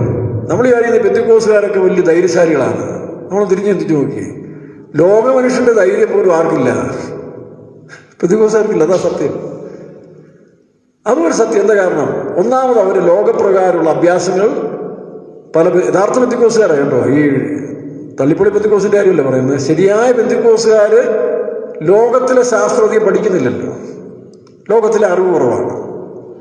അപ്പം വിഷയം വരുമ്പോൾ അവർ പേടിക്കും, ഭയപ്പെടും.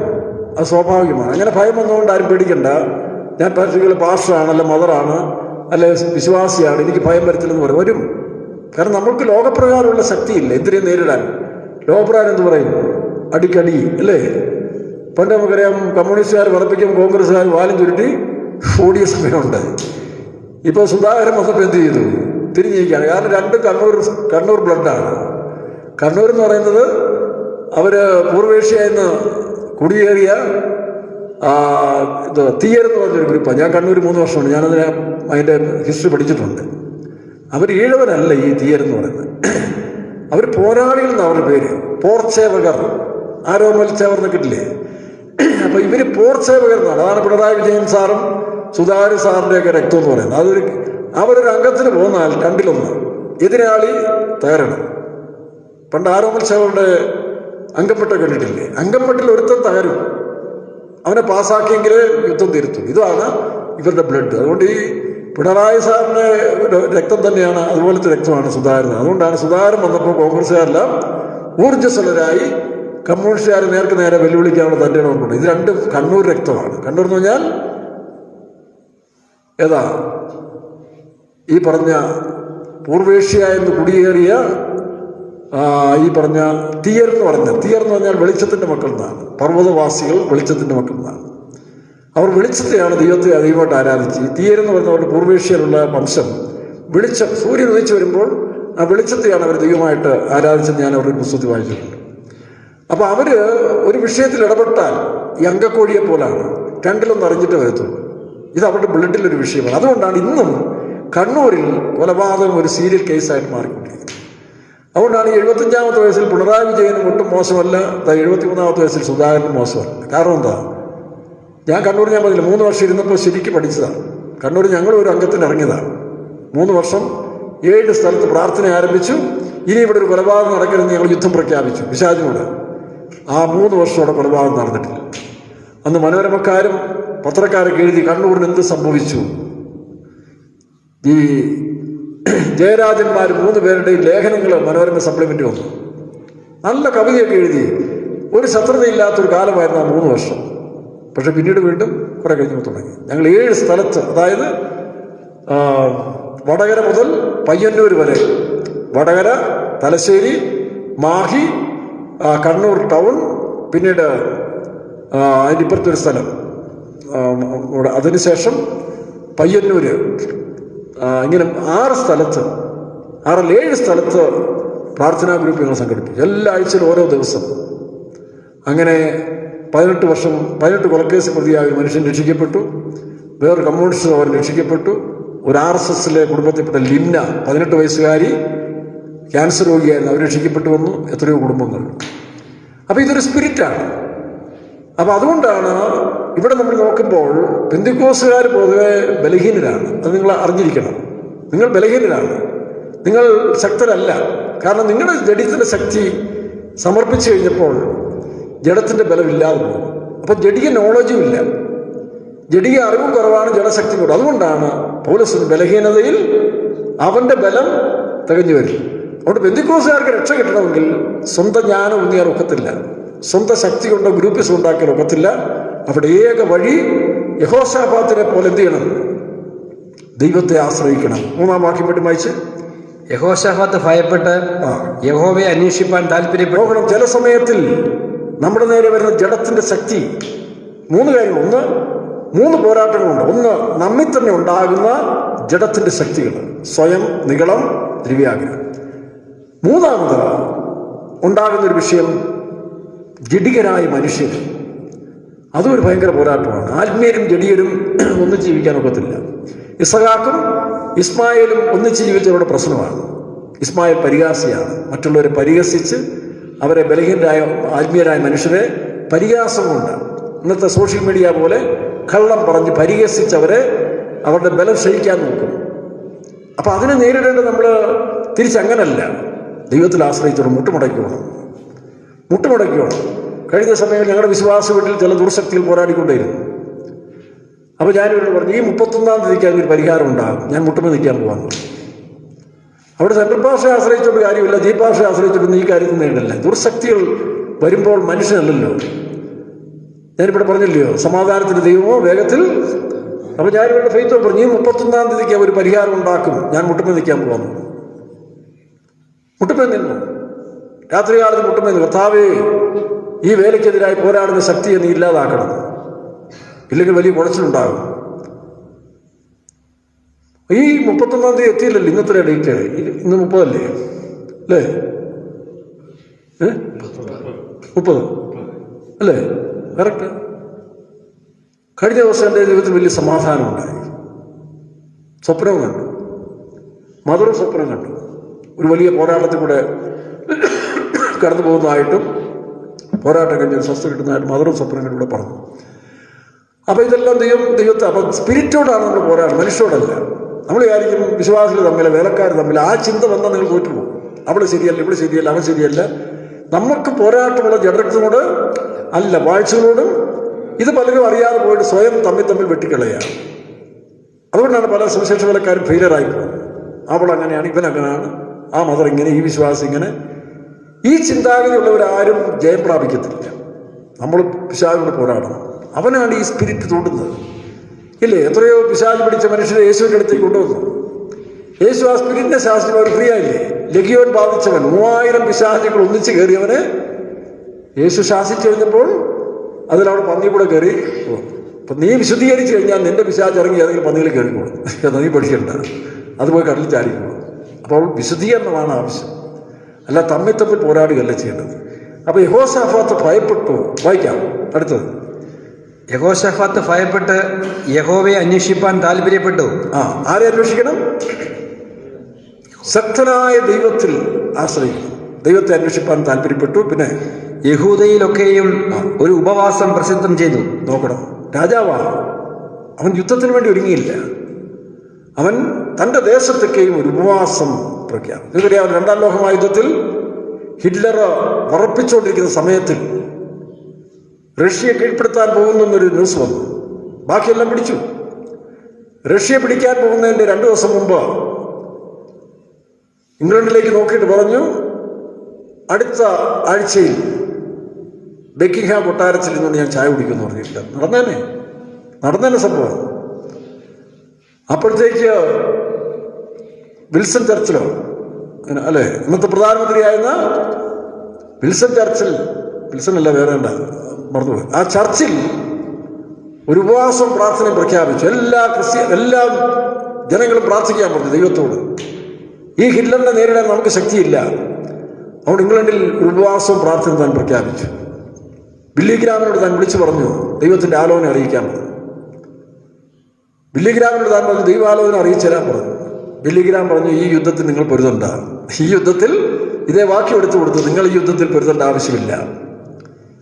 എന്താ സംഭവിച്ചത്? റഷ്യയിലെ മഞ്ഞ് ശക്തി കൂടി, മൈനസിൽ നിന്ന് മൈനസിലേക്ക് പോയിക്കൊണ്ടിരുന്നു. അങ്ങോട്ടും ഇങ്ങോട്ടും യാത്ര ചെയ്യാൻ വയ്യാതെ ഈ ഹിറ്റ്ലറിൻ്റെ പട്ടാളക്കാർ തണുപ്പത്ത് വിറച്ച് റഷ്യ പോലും പിടിക്കാൻ കഴിയാതെ അവിടെ മരിച്ചു വീഴുകയുണ്ടായത്. അങ്ങനെയാണ് ഹിറ്റ്ലർ സറണ്ടർ ആയത്.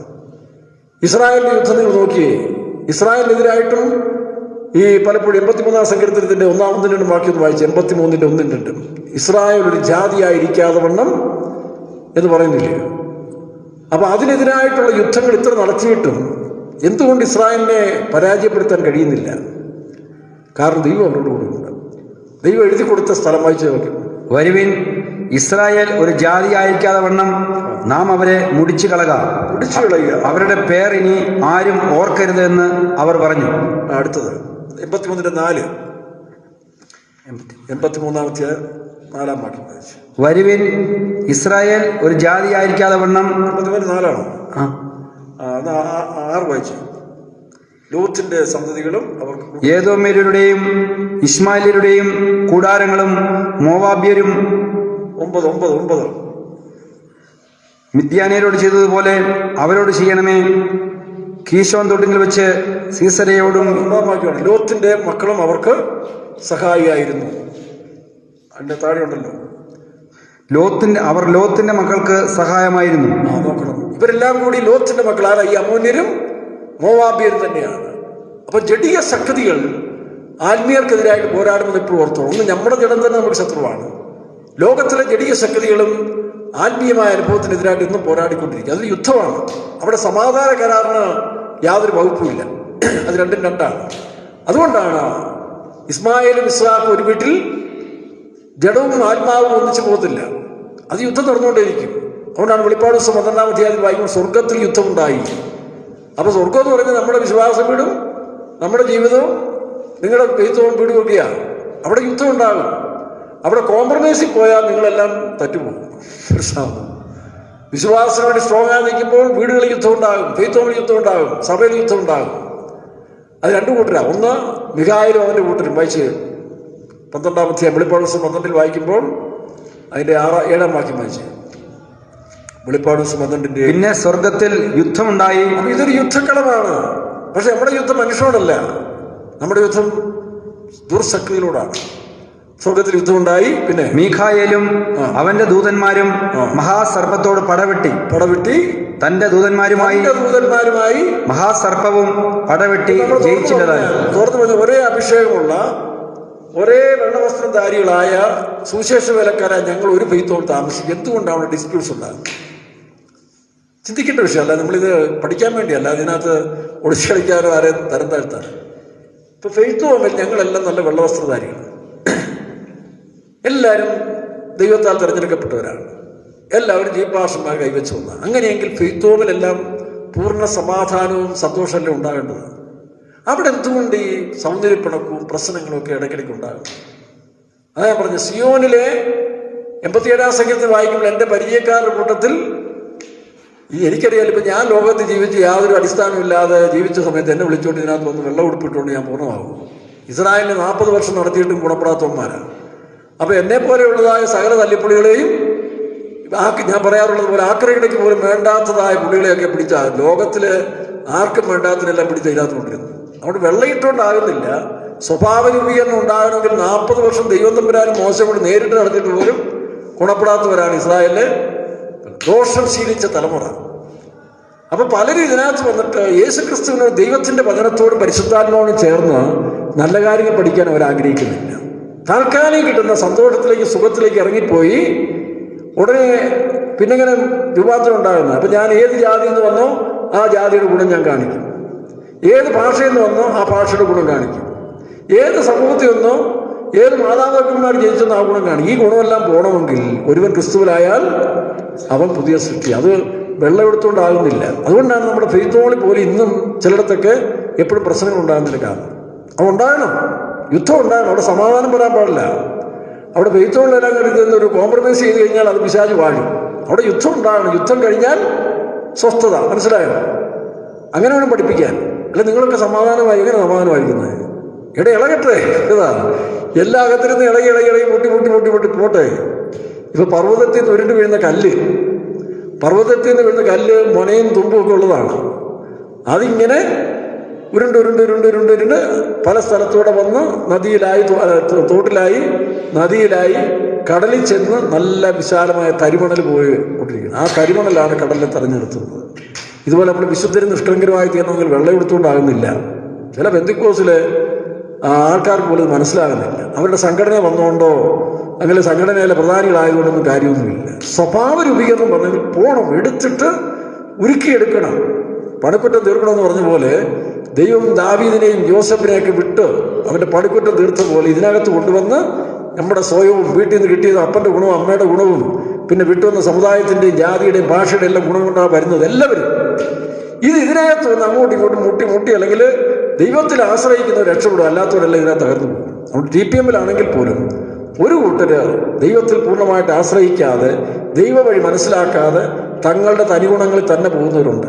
അതുകൊണ്ട് അവരെ ദൈവത്തിനൊന്നും ചെയ്യാൻ ഒക്കുന്നില്ല. എന്നാൽ ഇവിടെ നോക്കി യെഹോശാഫാത്ത് എന്ത് ചെയ്തു? ദൈവത്തെ ഭയപ്പെട്ട് ഒരു ഉപവാസം പ്രഖ്യാപിച്ചു. അപ്പോൾ പ്രശ്നം വരുമ്പോൾ എന്ത് ചെയ്യണം? തമ്മിൽ മുട്ടരുത്. കാരണം നമ്മുടെ മാർഗം എന്ന് പറയുന്നത് കത്തോലിക്കരെ യാക്കോബുകാരെ പോലല്ല. ഇതെല്ലാ ജാതിയിൽ നിന്നുകൊണ്ട് സകല ജാതികൾ ഒഴികെ വരുമെന്നാണ് പറഞ്ഞത്. ദൈവത്തിൻ്റെ സഭയാകുന്ന എൻ്റെ ആലയം സകല ജാതികളുടെയും പ്രാർത്ഥനാലയം. അപ്പോൾ പെന്തിക്കോസ് മാർഗം എന്ന് പറഞ്ഞാൽ സകല ജാതികളിൽ നിന്ന് വരുന്നതാണ്. എല്ലാ ജാതികളും ഇതിനകത്തുണ്ട്. ഫെയ്ത്തോമിൽ എല്ലാ ജാതിയും ഉണ്ട്, എല്ലാ ഭാഷയുണ്ട്. പക്ഷെ ഇതിനെല്ലാം ഒന്നാക്കണമെങ്കിൽ പരിശുദ്ധാത്മാവിനെ പൂർണ്ണമായിട്ട് വിധേയപ്പെടുന്നെങ്കിലേ കഴിയത്തുള്ളൂ. വന്നിട്ട് അവനവൻ്റെ ഗുണം കാണിക്കാൻ പോയാൽ അവിടെയാണ് ഈ മുട്ടലുണ്ടാകുന്നത്. അത് പിന്നെ കുറേ നാൾ കഴിഞ്ഞ് അങ്ങോട്ടും മാറി ഇങ്ങോട്ടും മാറി ആരോഗ്യം പോയി ക്ഷീണിച്ച് കഴിയുമ്പോൾ പത്രോസിന് പറഞ്ഞ പോലെ നിന്റെ ബലക്ഷയിക്കും വേറൊരുത്ത് നിന്റെ അര. അത് പരിശുദ്ധാത്മാവ് നമ്മൾ നേരത്തെ കെട്ടാമെങ്കിൽ ദാവീദിനെ പോലൊക്കെ സമയത്തിന് മുമ്പ് തന്നെ നല്ല അനുഭവം പ്രാപിക്കാൻ കഴിയും. അപ്പോൾ ഇവിടെ യെഹോശാഫാത്ത് ഒരു നല്ല മാതൃകയാണ്. അവനെന്ത് ചെയ്തു? ഉപവാസമിട്ട് ദൈവത്തെ അന്വേഷിക്കാൻ തുടങ്ങി. വായിക്കാം. യഹോവയോട് സഹായം ചോദിപ്പാൻ യഹൂദ്യർ ഒന്നിച്ചുകൂടി. സകല യഹൂദ നഗരങ്ങളിൽ നിന്ന് അവർ യഹോവയെ അന്വേഷിപ്പാൻ വന്നു. യഹോശാഫാത്ത് യഹോവയുടെ ആലയത്തിൽ അവൻ അധികാരത്തിൽ കയറിയ കാലത്തൊട്ടേ വായിച്ച് 19-ാം അധ്യായത്തിന് 4-ാം വാക്യം ഒന്ന് വായിച്ചേ. അതിനിപ്പുറത്തെ അധ്യായത്തിന്റെ 19-4 വായിക്കുമ്പോൾ യഹോശാഫാത്ത് യെരൂശലേമിൽ പാർത്തു. ബേർശേബ മുതൽ എഫ്രയീം മലനാട് വരെ ജനത്തിന്റെ ഇടയിൽ വീണ്ടും സഞ്ചരിച്ചു. അവരെ തങ്ങളുടെ പിതാക്കന്മാരുടെ ദൈവമായ. അപ്പൊ ഒരു നടത്തിപ്പുകാരന്, ഒരു സുവിശേഷ വേലക്കാരായിരുന്നാലും ശരി, നിങ്ങളുടെ കുടുംബത്തിലെ നാഥന്മാരായാലും ശരി, കുടുംബനാഥന്മാരായാലും ശരി, ഞങ്ങളുടെ വിശ്വാസികളെ നിങ്ങളുടെ സംഘടനയുടെ ബലം കാണിക്കാൻ വേണ്ടി പഴുത്തരുത്. കുറെ സ്ഥലവും വാങ്ങിച്ച് കെട്ടിടവും വാങ്ങിച്ചിട്ട് മറ്റു സമുദായക്കാരെ പോലെ രാഷ്ട്രീയ ശക്തി കാണിക്കേണ്ട സ്ഥലമല്ലിത്. സുവിശേഷ വേലക്കാർ ഒന്നാമത് വിശ്വാസികളെ അവരുടെ പിതാക്കന്മാരുടെ ദൈവത്തിലേക്ക് നടത്തി കൊടുക്കണം. സംഘടനാപരം കാണിക്കാനല്ല. ഞങ്ങൾ മറ്റുള്ളവരെ പോലെ ഇപ്പൊ പഴയതുപോലെ അല്ല. സ്ഥലമുണ്ട്, വീടുണ്ട്, ഞങ്ങൾക്ക് ആൾബലമുണ്ട്, ഉണ്ടായുസുണ്ട്. ഇതൊന്നുമല്ല കാണിക്കേണ്ടത്. ഇതൊന്നുമല്ല നമുക്ക് ആവശ്യം. മനസ്സിലാവുന്നു? പകരം നമ്മൾ എന്ത് ചെയ്യണം? യഹോശാഫാത്തിനെ പോലെ ഒരു സ്ഥാനത്തേക്ക് മാറി വരുന്ന വേലക്കാരായിരുന്നാലും ശരി, അവർ വിശ്വാസികളെ ദൈവത്തിങ്കിലേക്ക് നടത്തണം. ഞങ്ങളിലേക്കല്ല, ഒരു ദിവസം ഞങ്ങളിലേക്കല്ല, ക്രിസ്തുവിലേക്ക്. എങ്കിലേ വിജയിക്കത്തുള്ളൂ. ഇത് ചില വേലക്കാരെന്ത് ചെയ്യും? മാറി ചെന്ന് കഴിയുമ്പോൾ സംഘം കൂടും, അവനവൻ്റെ ജാതിയും ഭാഷയെല്ലാം തെരഞ്ഞുപിടിക്കാൻ നോക്കും. അതുപോലെ അപകടമാണ്. ഏതൊരു വേലക്കാരും മാറി വരുമ്പോൾ വിശ്വാസികളെ യോശഫാത്ത് 4-ാം വാക്യത്തിൽ എന്ത് ചെയ്ത്? സഞ്ചരിച്ചിട്ട് ആ ജനങ്ങളെ പിതാക്കന്മാർ ദൈവത്തിങ്കിലേക്ക് അടുപ്പിക്കാൻ ശ്രമിച്ചു. വായിക്കാം. അവരെ തങ്ങളുടെ പിതാക്കന്മാരുടെ ദൈവമായ യഹോവയെങ്കിലേക്ക് തിരിച്ചു വരുത്തി. ഇത് നിങ്ങൾ വിശ്വാസം ശ്രദ്ധിച്ചോളൂ. നിങ്ങളുടെ സഭയിൽ മാറി വരുന്ന മൂപ്പനോ മൂപ്പത്തിയോ പാട്ടുകാരിയോ പാട്ടുകാരനോ ഇവരൊക്കെ മാറി വരുമ്പോൾ, നിങ്ങളുടെ വീടുകളിൽ വരുമ്പോഴും അവരുടെ വർത്തമാനത്തെ ശ്രദ്ധിച്ചോണ്ട് ഇവർ ഞങ്ങളെ ദൈവത്തിങ്കിലേക്കാണോ അതോ പാഷ്യാലിറ്റി ആണോ അതോ ജാതിയാണോ മതമാണോ ഇവരുടെ അകത്തിരിക്കുന്നത് നിങ്ങൾ തിരിഞ്ഞറിഞ്ഞിട്ട് നിങ്ങൾ അവരുടെ സുവിശേഷം പറയണം. ആ സുവിശേഷ വിലക്കാരെ നിങ്ങൾ മാനസാന്തരപ്പെടുത്തിയെടുക്കണം. ഇത് ഞാനൊരു അഡ്വൈസാണ് കേട്ടോ. കാരണം ഇത് പല അനുഭവങ്ങൾ കൂടി പറയുന്നതാണ്. ചില സുവിശേഷക്കാർ സഭയെ പിരിച്ചു കളയും. എത്രയോ അനുഭവമുണ്ട്. കാരണം അവർ ഇത് വെള്ളവസ്ത്രം ഇട്ടുകൊണ്ടൊന്നും കാര്യമൊന്നുമില്ല. അവർ സഭയിൽ ചെന്ന് ഗ്രൂപ്പ് ഉണ്ടാക്കിക്കളയും.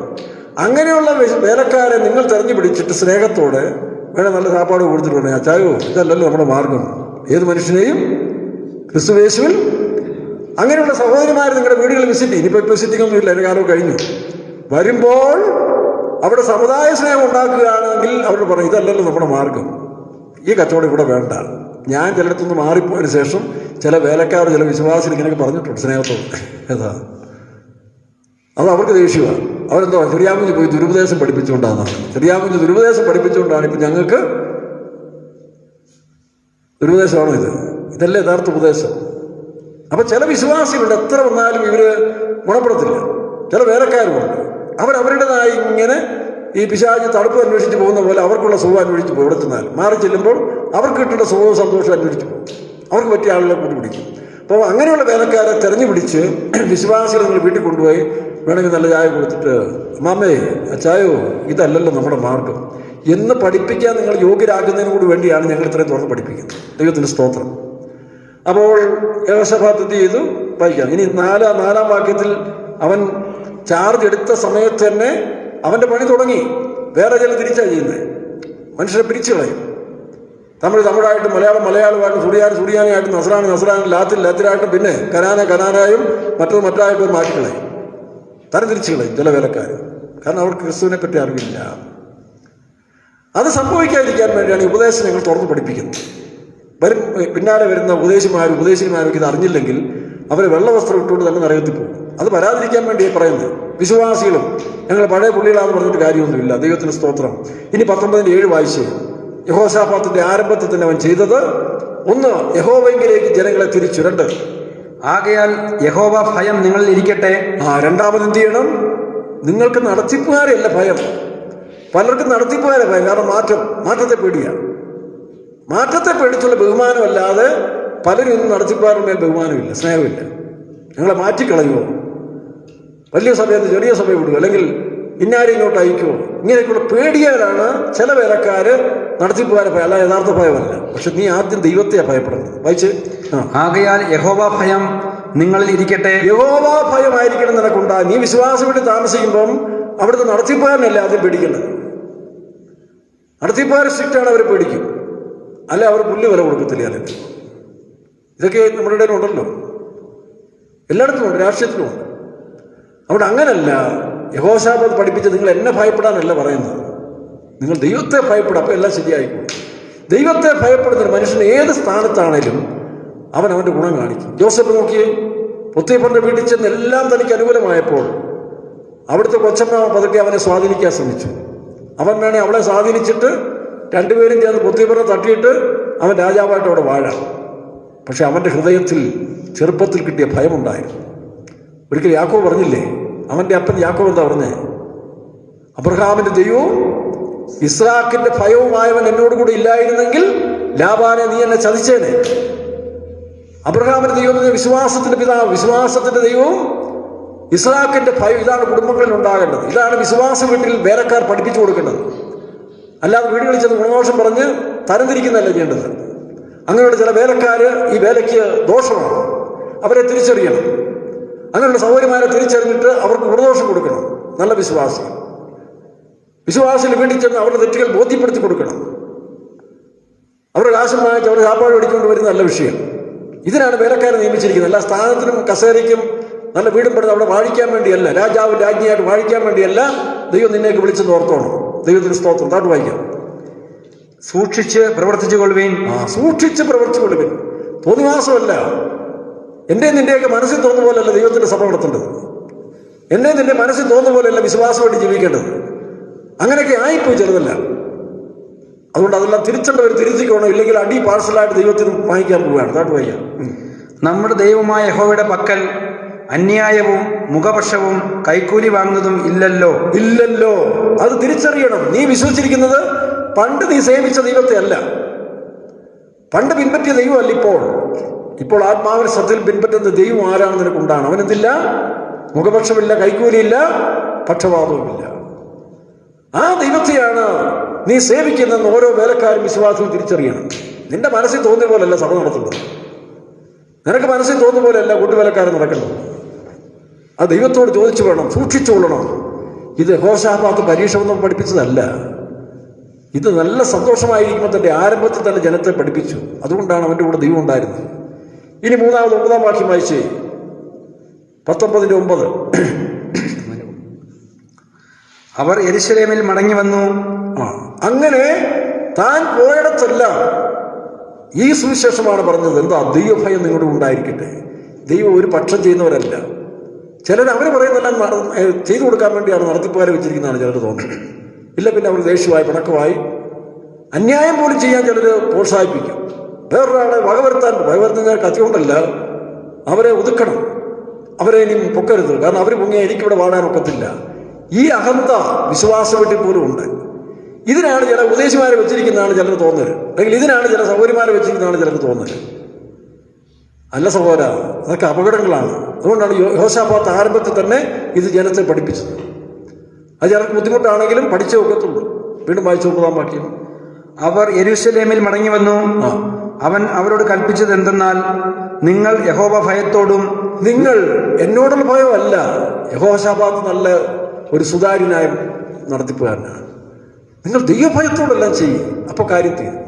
അതാകുമ്പോൾ യോസേപ്പിന് എല്ലാം അനുകൂലമായിരുന്ന സമയത്തിൽ അവൻ പറഞ്ഞ വാക്കെന്നറിയാവോ? ഞാൻ ദൈവത്തെ ഭയപ്പെടുന്നു. ഈ ഭയമുണ്ടെങ്കിൽ നീ എവിടെ പോയാലും നന്നാകും. അതല്ലാതെ അവസരമായിട്ട് നടത്തിപ്പുകാരെ സോപ്പിട്ട് നടത്തിപ്പുകാരെ സേവിച്ച് ഭംഗിവാക്ക് പറഞ്ഞ് അവസരം കിട്ടുമ്പോൾ കള്ളവും പറഞ്ഞ് കൂട്ടുകാരക്കാരെ കാര്യം വാരി നീ എത്ര കാലം ജീവിച്ചിട്ട് എന്തോ എടുക്കാനാ? ദുഷ്ടനെ പനപോലെ വളർത്തുന്ന നില രാഷ്ട്രീയക്കാരനാരാണ് പറയുന്നത് കേട്ടോ. അവന് പനപോലെ വളർത്തുക, അവസാനം ഒന്നിച്ച് ന്യായവിധി നടത്താൻ. അതുകൊണ്ട് ഉള്ള സമയം ദൈവഭയത്തോടെ ജീവിക്കുക. മുഖപക്ഷമില്ലാത്തൊരു ദൈവം, പക്ഷപാതമില്ലാത്ത ദൈവം, കൈക്കൂലി വാങ്ങാത്തവനായ ദൈവമാണ് ഈ അഖിലാണ്ടത്തെ വാഴുന്നവനും. അവനാണ് നമ്മുടെ ദൈവം എന്നുള്ള അറിവ് ഓരോ വേലക്കാർക്കും വിശ്വാസം വേണം, രാഷ്ട്രീയ നേതാക്കന്മാർക്കും വേണം. താട്ട് വായിക്കാം. നിങ്ങൾ യഹോവ ഭയത്തോടും വിശ്വസ്തയോടും ഏകാഗ്ര ഹൃദയത്തോടും കൂടെ ഇങ്ങനെ പ്രവർത്തിച്ചു കൊള്ളണം. അടുത്ത ഉപദേശം എന്താ? നിങ്ങൾ മനുഷ്യന്റെ മുമ്പിൽ തിരുമുമ്പ് സേവയല്ല. പൗലോസ് പറഞ്ഞ പോലെ തിരുമുമ്പിലെ സേവയല്ല ഇവിടെ ആവശ്യം. ചില നടത്തിപ്പുകാരെ കാണുമ്പോൾ എന്തോ ഒരു പേടിയ ബഹുമാനം ഇങ്ങോട്ട് മാറിയാൽ അവിടെ പള്ളു പറയുകയും ചെയ്യും. കാര്യം സാധിക്കുന്നത് രാഷ്ട്രീയ നേതാക്കന്മാരെ പോലെ ആകരുത്. പിന്നെന്ത് ചെയ്യണം? ദൈവത്തിനു മുമ്പാകെ വിശ്വസ്തരായിരിക്കണം.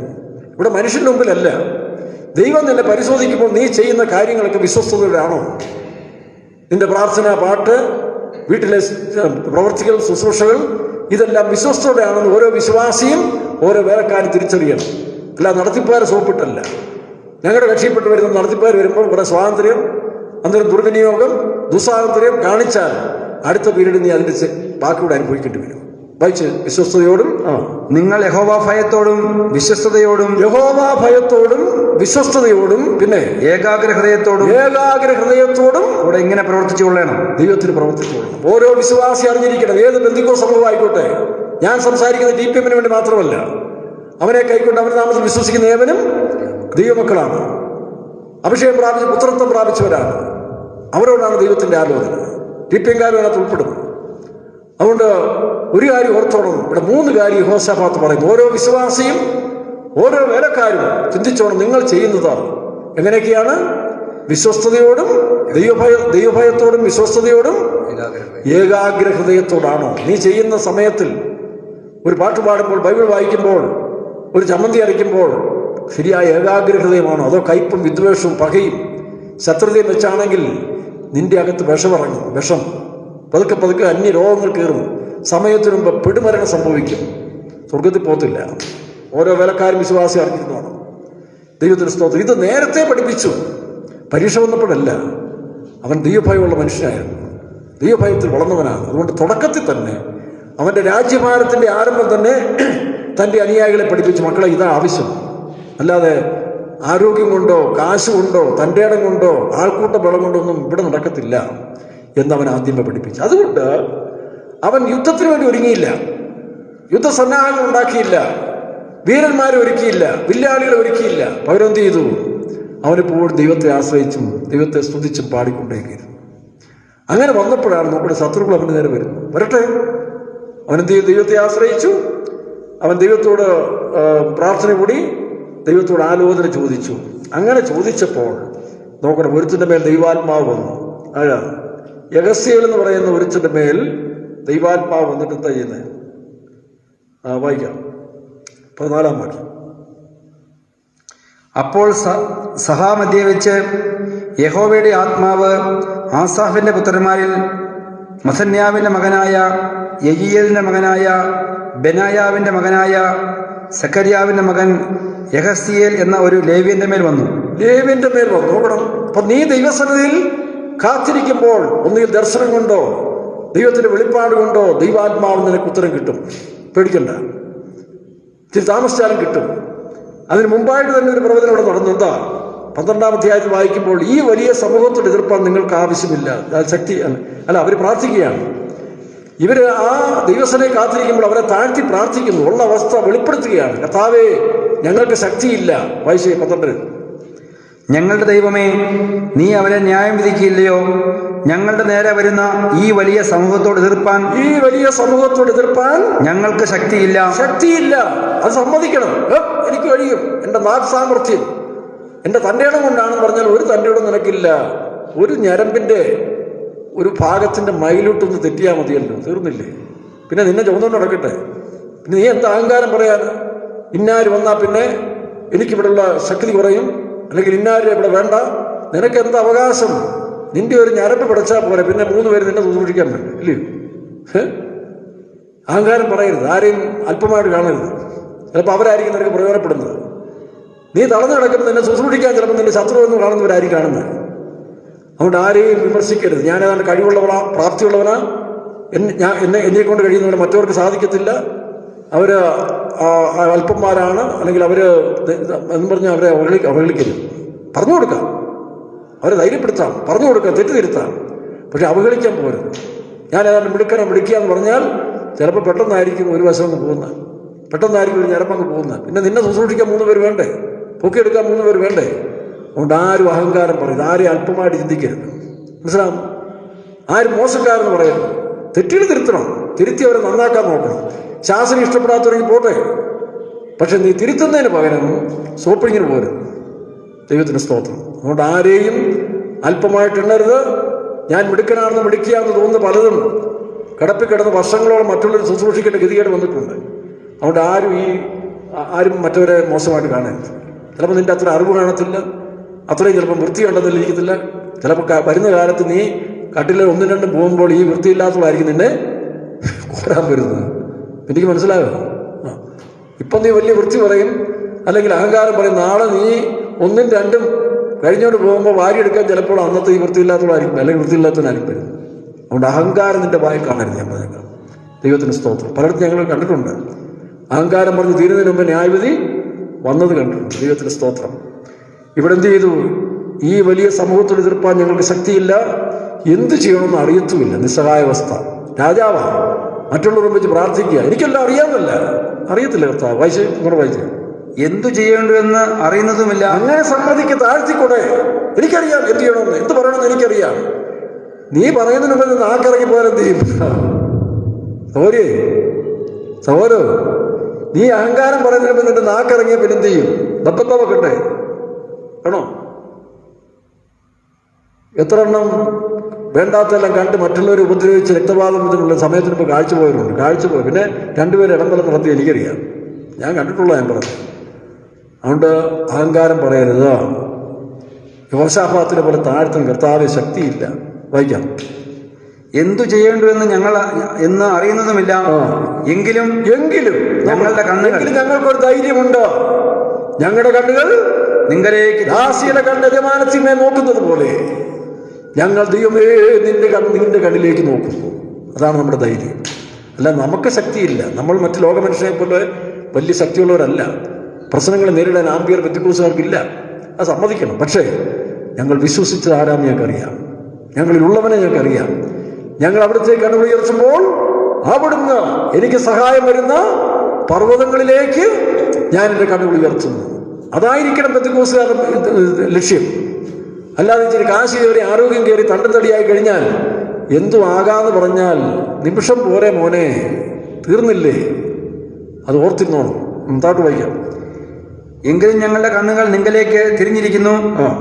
അങ്ങനെ യഹൂദ്യരൊക്കെയും അവരുടെ കുഞ്ഞുങ്ങളോടും ഭാര്യമാരോടും അവർ ദൈവസന്നിധിയിൽ ഉപവസിക്കാനും പ്രാർത്ഥിക്കാനും പെന്തക്കോസ്തുകാരായത് ഇതാണ്.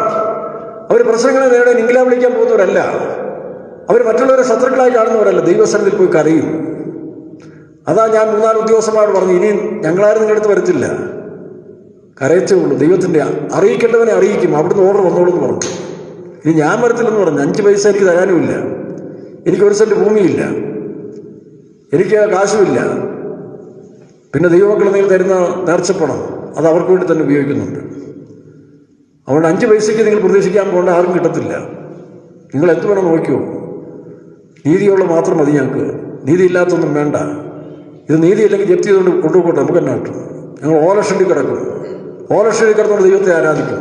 പക്ഷെ നീതിയോടടുത്ത് കൈവച്ചാൽ ഉന്നതന് മേലെ അത്യുന്നതനും അതിനു മേലെ ഒരുത്തനുണ്ടെന്ന് അറിഞ്ഞോളാൻ പറഞ്ഞു. ഇത് പറയാനുള്ള ആംബിയർ നമുക്കുണ്ടായി. എന്നാ ഞാൻ തൂക്കിലിടുവോ? ഇടട്ടെ. അങ്ങനെ ഭയപ്പെടുന്നവരല്ല. ദൈവത്തിന് സ്തോത്രം. പക്ഷെ അഹങ്കാരം പറയരുത്. ദൈവത്തിന് സ്തോത്രം. അപ്പോൾ ദൈവത്തിൻ്റെ ആലോചന വന്നു. 17-ാം വാക്യം വായിച്ചേ. ഈ പടയിൽ പൊരുതുവാൻ നിങ്ങൾക്ക് ആവശ്യമില്ല. അതിന്റെ 16-ാം വാക്യം കൂടെ ചേർത്ത് വായിച്ചു. നാളെ അവരുടെ നേരെ ചെല്ലുവിൻ. 15-ന്റെ അവസാനം വായിക്കുമ്പോൾ ഈ വലിയ സമൂഹം നിമിത്തം ഭയപ്പെടരുത്. ഈ വലിയ സമൂഹം നിമിത്തം ഏത് വലിയ സമൂഹം വരട്ടെ, വിൽസൺ ചർച്ചിൽ ഇംഗ്ലണ്ടുകാരോട് പറഞ്ഞു, നിങ്ങൾ ഉപവസിച്ച് പ്രാർത്ഥിക്കുന്നു, സ്വർഗത്തിലെ ദൈവമല്ലാതെ മറ്റാർക്കും നമ്മളെ സഹായിക്കാൻ കഴിയില്ല. ഹിറ്റ്ലറിന്റെ താണ്ഡവമായ ഭീഷണിയുടെ മുമ്പിൽ ബില്ലി ഗ്രാമിനോട് പറഞ്ഞ് ആലോചന തരാൻ പറഞ്ഞു. പ്രാർത്ഥിച്ചു. നിമിഷങ്ങൾ കൊണ്ട് മഞ്ഞിറക്കി ഹിറ്റ്ലറിന്റെ പരിപാടിയായി ക്ലോസ് ചെയ്തില്ലേ. അവൻ ജീവൻ കൊടുക്കി. ഇതാണ് ദൈവത്തിന്റെ പണി. ഇന്ന് ഇസ്രായേൽ നിൽക്കുന്നത് അതുകൊണ്ടാണ്. ദൈവമക്കൾ ഈ കാലത്തിൽ വലിയ പ്രതിസന്ധികളെയും പ്രശ്നങ്ങളെ നേരിടേണ്ട കാലങ്ങളാണ്. അവിടെ മാനുഷ്യബുദ്ധിയല്ല, സ്വന്തക്കാരെ ആശ്രയിക്കുകയല്ല, ചാർച്ചക്കാരുടെ പിന്നാലെ പോവുകയല്ല, ഞങ്ങൾക്ക് അധികാരി ഉണ്ടെന്ന് പറഞ്ഞാൽ അവരുടെ പിന്നാലെ പോവുകയല്ല. നിങ്ങൾ സ്വർഗത്തിലെ ദൈവത്തെ യഹോശാഫാത്ത് ആശ്രയിച്ച പോലെ ദൈവത്തിൽ ആശ്രയിച്ചോണം. താഴെ 17 വാക്യം വായിച്ച്. ഈ പടയിൽ പൊരുതുവാൻ നിങ്ങൾക്ക് ആവശ്യമില്ല. വാക്യമാണ് ബില്ലി ഗ്രാം വിൽസൺ ചർച്ചിൽ കൊടുത്തിരിക്കുന്നത്. ഈ പടയിൽ പൊരുതുവാൻ നിങ്ങൾക്ക് ആവശ്യമില്ല. വായിക്കാം. യഹൂദയും യെരുശലേമുമായുള്ളവരെ, നിങ്ങൾ സ്ഥിരമായി നിന്ന് യഹോവ നിങ്ങൾക്ക് വരുത്തുന്ന രക്ഷ കണ്ടുകൊള്ളുവിൻ. യഹോവ നിങ്ങൾക്ക് വരുത്തുന്ന രക്ഷ കണ്ടുകൊള്ളുവിൻ. പിന്നെ ഭയപ്പെടരുത്, ഭ്രമിക്കുകയുമരുത്. നാളെ അവരുടെ നേരെ ചെല്ലുവിൻ. നിങ്ങൾ ഭ്രമിക്കരുത്, ഭയപ്പെടരുത്. യഹോവ നിങ്ങൾക്ക് വരുത്തുന്ന രക്ഷ. അതാണ് സങ്കീർത്തനക്കാരൻ പറയുന്നത്. ഇവിടെ 14-ാം സങ്കീർത്തനത്തിന്റെ 7-ാം വാക്യം വായിച്ചേ. 14-ാം സങ്കീർത്തനം 7-ാം വാക്യത്തിൽ എന്താ വായിക്കുന്നത്? രക്ഷ സിയോനിൽ നിന്ന്, യഹോവയുടെ പക്കൽ നിന്നാണ് വരുന്നത്. വായിക്കാം. സിയോനിൽ നിന്ന് ഇസ്രായേലിന്റെ രക്ഷ വന്നെങ്കിൽ, സിയോനിൽ നിന്ന് ഇസ്രായേലിന്റെ രക്ഷ വന്നെങ്കിൽ, യഹോവ തന്റെ ജനത്തിന്റെ സ്ഥിതി മാറ്റുമ്പോൾ യാക്കോബ് സന്തോഷിക്കുകയും ഇസ്രായേൽ ആനന്ദിക്കുകയും ചെയ്യും. ദൈവത്തിന്റെ ആലോചന കിട്ടിയപ്പോൾ യഹോശാഫാത്ത് മുട്ടെന്താ ചെയ്തത്? 18-ാം വാക്യം വായിച്ചേ. അപ്പോൾ യഹോശാഫാത്ത് 20-18 സാഷ്ടാംഗം വണങ്ങി യഹൂദ്യരൊക്കെയും യെരൂശലേം നിവാസികളും. അപ്പോൾ യഹോശാഫാത്ത് സാഷ്ടാംഗം വണങ്ങി യഹൂദ്യരൊക്കെയും യെരൂശലേം നിവാസികളും യഹോവയുടെ മുമ്പാകെ വീണ് നമസ്കരിച്ചു. അടുത്തത് കേഹാത്യരും കോരഹ്യരുമായ ലേവ്യർ എന്ന് പറഞ്ഞാൽ വേർതിരിക്കപ്പെട്ട ദൈവമക്കൾ. വിശ്വാസികളും വേലക്കാരും എല്ലാം വിടും. വേർതിരിക്കപ്പെട്ടവര്, ചുമ്മാ വിശ്വാസി എന്ന് പറഞ്ഞ് നടക്കുന്നവരല്ല, വിശേഷ വേലക്കാരുടെ വേഷം ധരിക്കുന്നവരല്ല, യഥാർത്ഥമായ ദൈവമക്കൾ. അവരെന്ത് ചെയ്തു? വായിക്കാം. ഇസ്രായേലിന്റെ ദൈവമായ യഹോവയെ അത്യുച്ചത്തിൽ സ്തുതിപ്പാൻ. യുദ്ധമൊന്നും ആരംഭിച്ചില്ല, യുദ്ധം നടക്കുന്നുമില്ല. ദൈവത്തിന്റെ ആലോചന കിട്ടിയപ്പോൾ അതവർ വിശ്വസിച്ചുകൊണ്ട് അത്യുച്ചത്തിൽ ദൈവത്തെ സ്തുതിച്ചാരാധിക്കാൻ തുടങ്ങി. വായിക്കാം. പിന്നെ അവർ അധികാലത്ത് എഴുന്നേറ്റ് തെക്കോവ മരുഭൂമിയിലേക്ക് പുറപ്പെട്ടു. വായിക്കുമ്പോൾ അടുത്ത ആലോചന വരുന്നു. 19-ാം അധ്യായത്തിന്റെ 20-ാം അധ്യായത്തിന്റെ താഴോട്ട് വായിക്കുമ്പോൾ, ദൈവമായ യഹോവയിൽ വിശ്വസിപ്പിൻ, എന്നാൽ നിങ്ങൾ ഉറച്ചു നിൽക്കും. അവന്റെ പ്രവാചകന്മാരെയും വിശ്വസിപ്പിൻ, എന്നാൽ നിങ്ങൾ കൃതാർത്ഥരാകും. ദൈവത്തെ വിശ്വസിക്കണം, ദൈവം അയച്ച നടത്തിപ്പുകാരെയും വിശ്വസിക്കണം. ദൈവം അയച്ചത് ദൈവത്തിന്റെ പേരും പറഞ്ഞ് നടക്കുന്നവരല്ല. ഇത് വിശ്വസിക്കാതെ നിന്റെ അഹന്ത കൊണ്ടോ അഹങ്കാരം കൊണ്ടോ ഒരൊറ്റ മനുഷ്യന് മുന്നോട്ട് പോകാൻ സാധിക്കില്ല.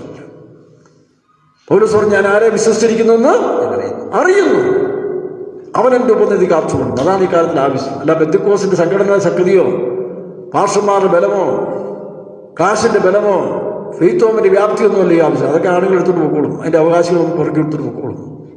അപ്പോഴും നമുക്ക് പറയാം, സ്വർഗത്തിൽ ഞങ്ങൾക്കൊരു സമ്പത്തുണ്ട് എന്ന് പറഞ്ഞ സമ്പത്തുകളുടെ അപകാരം സന്തോഷത്തോടെ സഹിക്കാൻ അവർ കഴിയും. അങ്ങനെ പറഞ്ഞുകൊണ്ട് എന്ത് ചെയ്തു? താഴോട്ട് വായിക്കുമ്പോൾ 21-ാം വാക്യം വായിച്ചേ. 21. പിന്നെ അവൻ ജനത്തോട് ആലോചിച്ചിട്ട് വിശുദ്ധാലങ്കാരം ആലോചിച്ചത്, അവനങ്ങനെ ആപ്പ് വെക്കാം, അല്ലെങ്കിൽ ഇവനെങ്ങനെ തരു ചെയ്യാം, ഇല്ലെങ്കിൽ ഏത് പാർട്ടിക്കാരെ പിടിക്കാം, ഇതൊന്നുമല്ല. അവർ ആലോചിച്ചുകൊണ്ട് വായിക്കാം. വിശുദ്ധ അലങ്കാരം ധരിച്ച്, വിശുദ്ധ വസ്ത്രാലങ്കാരം. അതിന്റെ അർത്ഥം എന്താ? നമ്മുടെ ജീവിതത്തിലെ തെറ്റുകുറ്റങ്ങളെല്ലാം ഏറ്റുപറയണം, അല്ലാത്ത പ്രാർത്ഥന കേൾക്കത്തില്ല. തെറ്റുകുറ്റങ്ങളെല്ലാം ഏറ്റുപറഞ്ഞ് ദൈവത്തോടും മനുഷ്യനോടും ശരിയായ നിരപ്പിന്റെ ആത്മാവ് ഉണ്ടാകണം. നീ പാസ്റ്ററായിരിക്കാം, മദറായിരിക്കാം, വിശ്വാസിയായിരിക്കാം, മൂപ്പനായിരിക്കാം, മൂപ്പത്തിയായിരിക്കാം, ഇതൊന്നും സ്വർഗത്തിൽ യാതൊരു അംഗീകരണവുമില്ല. നിനക്ക് നന്മ ഉണ്ടാകണമോ? നിന്റെ ജീവിതത്തിലൊരു മനസ്സാക്ഷി ശുദ്ധീകരിക്കണം. ദൈവത്തോടും മനുഷ്യനോടും നിനക്കൊരു ശുദ്ധമായ മനസ്സാക്ഷി ഉണ്ടാക്കിയെടുക്കണം. എന്നിട്ട് പ്രാർത്ഥിക്കുക. അപ്പോൾ ദൈവം പ്രാർത്ഥന കഴിയും, നിന്റെ ഭയവും മാറും. അവിടെ വായിക്കാം.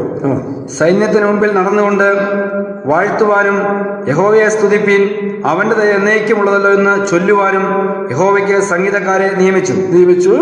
അവർ പാടി സ്തുതിച്ച് തുടങ്ങിയപ്പോൾ, നോക്കണം, പാടി സ്തുതിക്കുന്നതിന് വലിയ ശക്തിയുണ്ട്. ഭയമില്ലാതെ ദൈവത്തെ പാടി സ്തുതിച്ചപ്പോൾ പൗലോസും ശീലാസും കഴിഞ്ഞ ആഴ്ച നമ്മൾ കേട്ടല്ലോ, കാരാഗ്രഹത്തിൽ വെച്ച് പാടി സ്തുതിച്ചപ്പോൾ കാരാഗ്രഹത്തിന്റെ അടിസ്ഥാനമുണ്ട്. അപ്പോസ്തല പ്രവൃത്തി 16-ാം അധ്യായത്തിലില്ലേ, പാടി സ്തുതിച്ചപ്പോൾ കാരാഗ്രഹത്തിന്റെ അടിസ്ഥാനമുണ്ട്. ഇവിടെ യഹോശാഫാത്തും കൂട്ടരും വിശുദ്ധ വസ്ത്രാലങ്കാരം ധരിച്ച് യഹോവയെ പാടി സ്തുതിച്ചപ്പോൾ ദൈവം പതിയിരിപ്പുകാരെ വരുത്തുന്നതാണ്. ദൂതന്മാരെ അയച്ചതാണ്. ആരെ പതിയിരിപ്പുകാർ? സ്വർഗത്തിലെ ദൂതന്മാർ. വായിച്ച്, യഹോവ യഹൂദയ്ക്ക് വിരോധമായി വന്ന അമോന്യരുടെയും മോവാബ്യരുടെയും സെയീർ പർവ്വതക്കാരുടെയും നേരെ പതിയിരിപ്പുകാരെ വരുത്തി. പതിയിരിപ്പുകാരെ അതിന്റെ മൂല ട്രാൻസ്ലേഷനിലെ ദൈവം ദൂതന്മാരെ അയച്ചതാണ്. മലക്കുകളെ, മലാഖമാരെ അയച്ചതാണ്.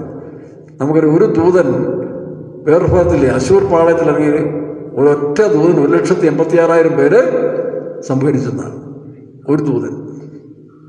അപ്പൊ അങ്ങനെ ദൂതന്മാർ ദൈവത്തിനുണ്ട്, വേണം ഇറക്കും.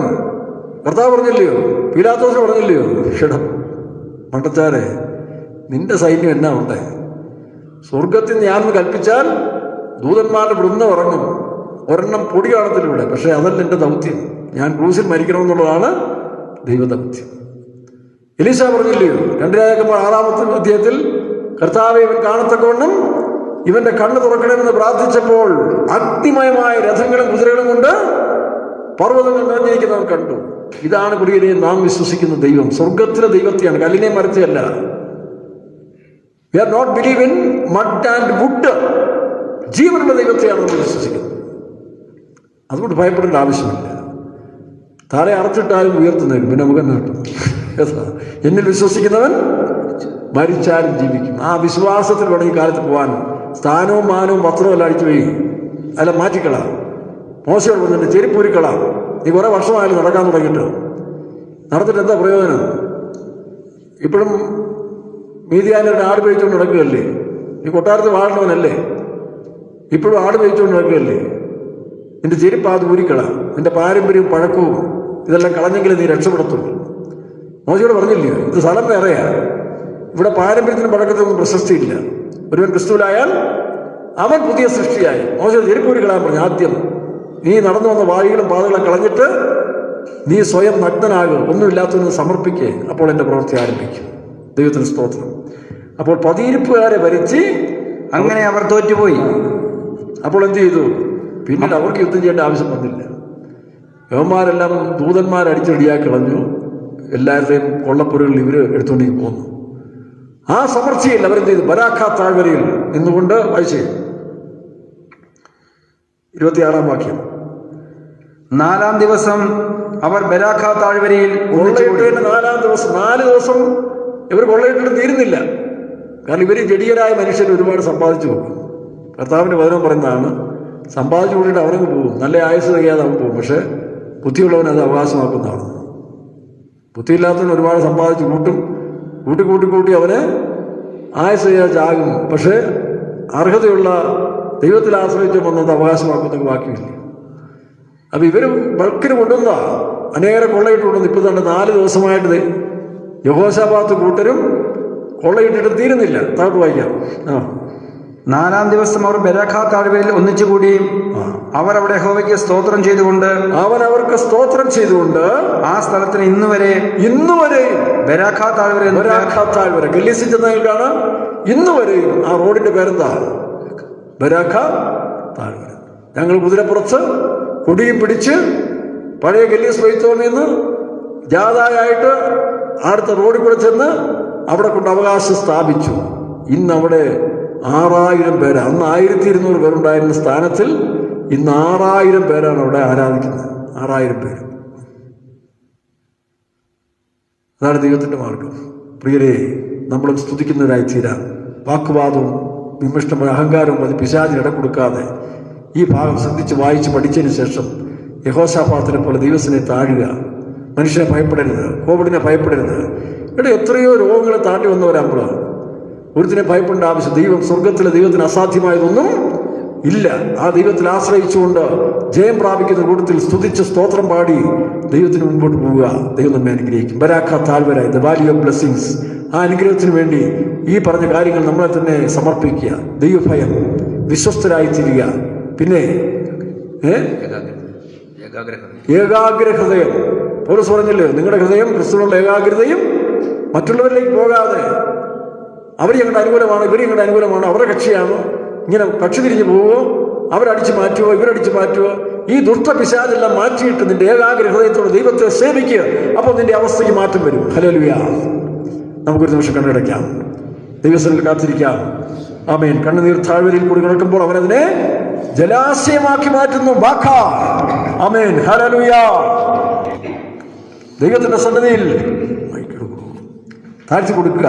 ഒരു നിമിഷം താഴ്ത്തുക. ബരാഖ താഴ്വരയിൽ. ആമേൻ. Praise the lord, praise the lord. ബലം നിന്നിലുള്ളോർ ഭാഗ്യം നിറഞ്ഞോർ നിശ്ചയമാണെന്നോ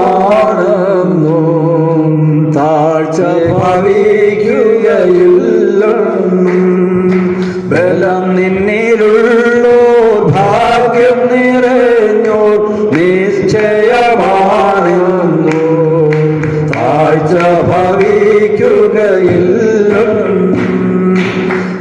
ജീവിതമുള്ളോർ മനസ്സുകളിൽ ജീവിതമുള്ളോർ മനസ്സുകളിൽ നിർണയമുണ്ടു നിരന്തരമായി. സിയോൻ നഗരിയിൽ പെരുവഴിയിൽ, സിയോൻ നഗരിയിൽ പെരുവഴിയിൽ സേനയിലധിപൻ ദേവനിലധിയായ ആശ്രയമെവനുണ്ടോ ആയവൻ ദേവനിലും അതിധന്യൻ. സേനയിലധിപൻ ദേവനിലധിയായ ആശ്രയമെവനുണ്ടോ ആയവൻ ദേവനിലും അതിധന്യൻ. യാഗീൻ വാസമെന്താരമ്യം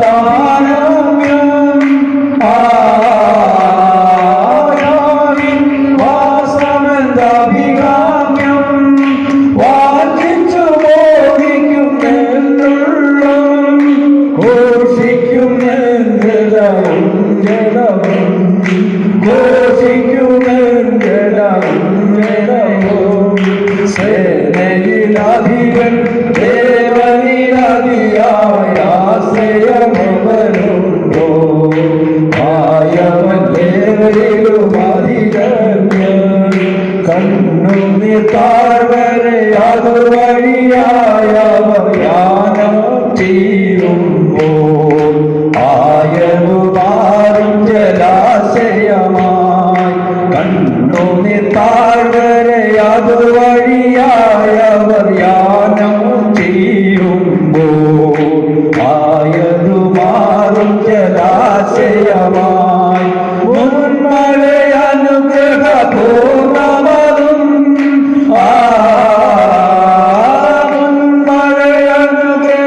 മുൻമഴയനുഗ്രഹപൂർണ്ണമതും പ്രാപിക്കും ബലമേൽ ചെന്നെത്തുമേ വരും സിയോനിൽ, ചെന്നെത്തുമേ വരും സിയോനിൽ. സേനയിലധിപൻ ദേവനിലധിയായ ആശ്രയമെവനുണ്ടോ ആയവൻ ദേവനിലും അതിധന്യൻ. സേനയിലധിപൻ ദേവനിലധിയായ ആശ്രയമെവനുണ്ടോ ആയവൻ ദേവനിലും അതിധന്യൻ. സേനയിലധിപൻ ദേവനിലധിയായ ആശ്രയമെവനുണ്ടോ ആയവൻ ദേവനിലും അതിധന്യൻ. എല്ലാവരും കരങ്ങൾ ഉയർത്തി അല്പനേരം ദൈവത്തെ സ്തോത്രം ചെയ്യാം. സ്തോത്രം, സ്തോത്രം. പൂർണ്ണ ഹൃദയത്തോടെ, പൂർണ്ണ ഹൃദയത്തോടെ സ്തോത്രം, സ്തോത്രം, സ്തോത്രം, സ്തോത്രം. ബരാഖ താഴ്വര നമ്മുടെ മധ്യ ഉള്ളതിനായി സ്തോത്രം ചെയ്യാം. നമുക്കെതിരായി വരുന്ന എല്ലാ ശത്രുവിനെയും മുറിയടിക്കുവാൻ സ്വർഗത്തിലെ ദൈവത്തിന് കഴിയും. അതിനായി സ്തോത്രം ചെയ്യാം. ആമേൻ. സ്തോത്രം. നമ്മുടെ ജീവിതത്തോട് പോരാടുന്ന ലോകം, ജഡം, സാത്താൻ, ജഡമോഹം, കൺമോഹം, ജീവനത്തിന്റെ പ്രതാപത്തിൽ നിന്ന് പൂർണ്ണ വിടുതൽ നൽകി വിശുദ്ധരെ നിഷ്കളങ്കരമാക്കി തീർക്കാൻ ദൈവത്തിന് കഴിയും. അതിനായി സ്തോത്രം ചെയ്യാം. സ്തോത്രം, സ്തോത്രം, സ്തോത്രം, സ്തോത്രം. എല്ലാ മഹത്വവും ദൈവത്തിനടുത്ത് സ്തോത്രം ചെയ്യാം. മദർ പ്രാർത്ഥിക്കുക. പരിശുദ്ധതാവേ കർത്താവേ, എനിക്ക് പരിശുദ്ധ ദിവസം കർത്താവിന് സ്നേഹാന്തരിക്കടുത്തിരുവാനും ദൈവത്തിൽ പാടി സംസാനും ഞങ്ങൾക്ക് ഭാഗ്യത്തിനായ സ്തോത്രം. ദൈവങ്ങളിൽ ഇത്ര പേര് കൂടുന്നതിനായ സ്തോത്രം. അവരെ അനുഗ്രഹിക്കണമേ, അനുഗ്രഹിക്കണമേ. വരാതിരിക്കുന്ന ദൈവങ്ങളെല്ലാം അനുഗ്രഹിക്കണമേ. പ്രസ്ഥാരമിച്ച പേരെ ഗുണലേക്ക് എത്തിക്കണമേ. ഞങ്ങളുടെ കർത്താവ് ഏത് സമയം വന്നാലും കർത്താവിനെതിരെ യോഗ്യരായി കാണപ്പെടുവാൻ എല്ലാവരും സഹായിക്കുന്നതിനായി പ്രാർത്ഥിക്കുന്നു. കർത്താവ് ദൈവത്തോട് മനുഷ്യരുടെ കുറ്റമില്ലാത്ത മനസാക്ഷിയുടെ ഓരോ നിമിഷം ജീവിച്ച് അവകാശം മൃദുരമായി അടുക്കളയിൽ ഞങ്ങളുടെ ജനത്തെ എല്ലാവരും കടനായി പ്രാർത്ഥിക്കുന്നു. വിശുദ്ധന്മാരാണെന്ന് സകല വിശ്വസമാക്കി നടത്തിയതിനായ സ്തോത്രം. കടന്നു പോകുന്ന മക്കളോട് കൂടിയിരിക്കുന്നതിനായി അപേക്ഷിക്കുന്നു. അടികൾ വീണ്ടും പോയി നിങ്ങൾക്ക് സമർപ്പിക്കുന്നു. കർത്താവ് ആഗ്രഹിക്കുന്ന ഉന്നതിക്ക് വിശുദ്ധിലേക്ക് നടത്തി മഹത്വനായ ഞങ്ങളെ ഒരുക്കും. യേശുവിന്റെ നാമം. കർത്താവേ, അടികളെ സമർപ്പിക്കുന്നു. ഞങ്ങൾ യഹോശാഫാത്ത് പറഞ്ഞ പോലെ ബലമില്ലാത്ത മനുഷ്യർ, ഭയപ്പെടുന്ന മനുഷ്യർ, കർത്താവെ പലപ്പോഴും ഞങ്ങൾ അധൈര്യപ്പെട്ടു പോകുന്നവർ. എങ്കിലും ഞങ്ങളുടെ ദൈവത്തിൽ ആശ്രയിക്കുമ്പോൾ സ്വർഗത്തിലെ ദൈവം ഞങ്ങളെ ബലപ്പെടുത്തും. ഞങ്ങൾക്കെതിരായി വരുന്ന എല്ലാ ജടിയ പോരാട്ട ശത്രുക്കളെല്ലാം ദൈവം നിർമൂലമാക്കി ജയം തരുന്നവനായ ദൈവത്തിന് സ്തോത്രം. കർത്താവേ, ഹേ മരണമേ, നിന്റെ ജയം എവിടെ? പാതാളമേ, നിന്റെ വിഷമുള്ളവിടെ? മരണത്തിന്റെ ശക്തി ന്യായപ്രമാണം കർത്താവായ യേശുക്രിസ്തു മുഖാന്തരം ജയം തരുന്ന ദൈവത്തിന് സ്തോത്രം. ഹല്ലേലൂയ. എല്ലാ മാനവും മഹത്വത്തേക്ക് തരുന്നു യേശുവിൻ നാമത്തിൽ പിതാവേ. പിതാവായ ദൈവത്തിന്റെ സ്നേഹപുത്രന്റെ കൃപയും പരിശുദ്ധാത്മാവിന്റെ സംസർഗവും സഹവാസവും നമ്മോട് സർവ്വസന്മാരുടെ കർത്താവിന്റെ വരുവരെയും എന്നേക്കും ഇരിക്കുമാറാകട്ടെ.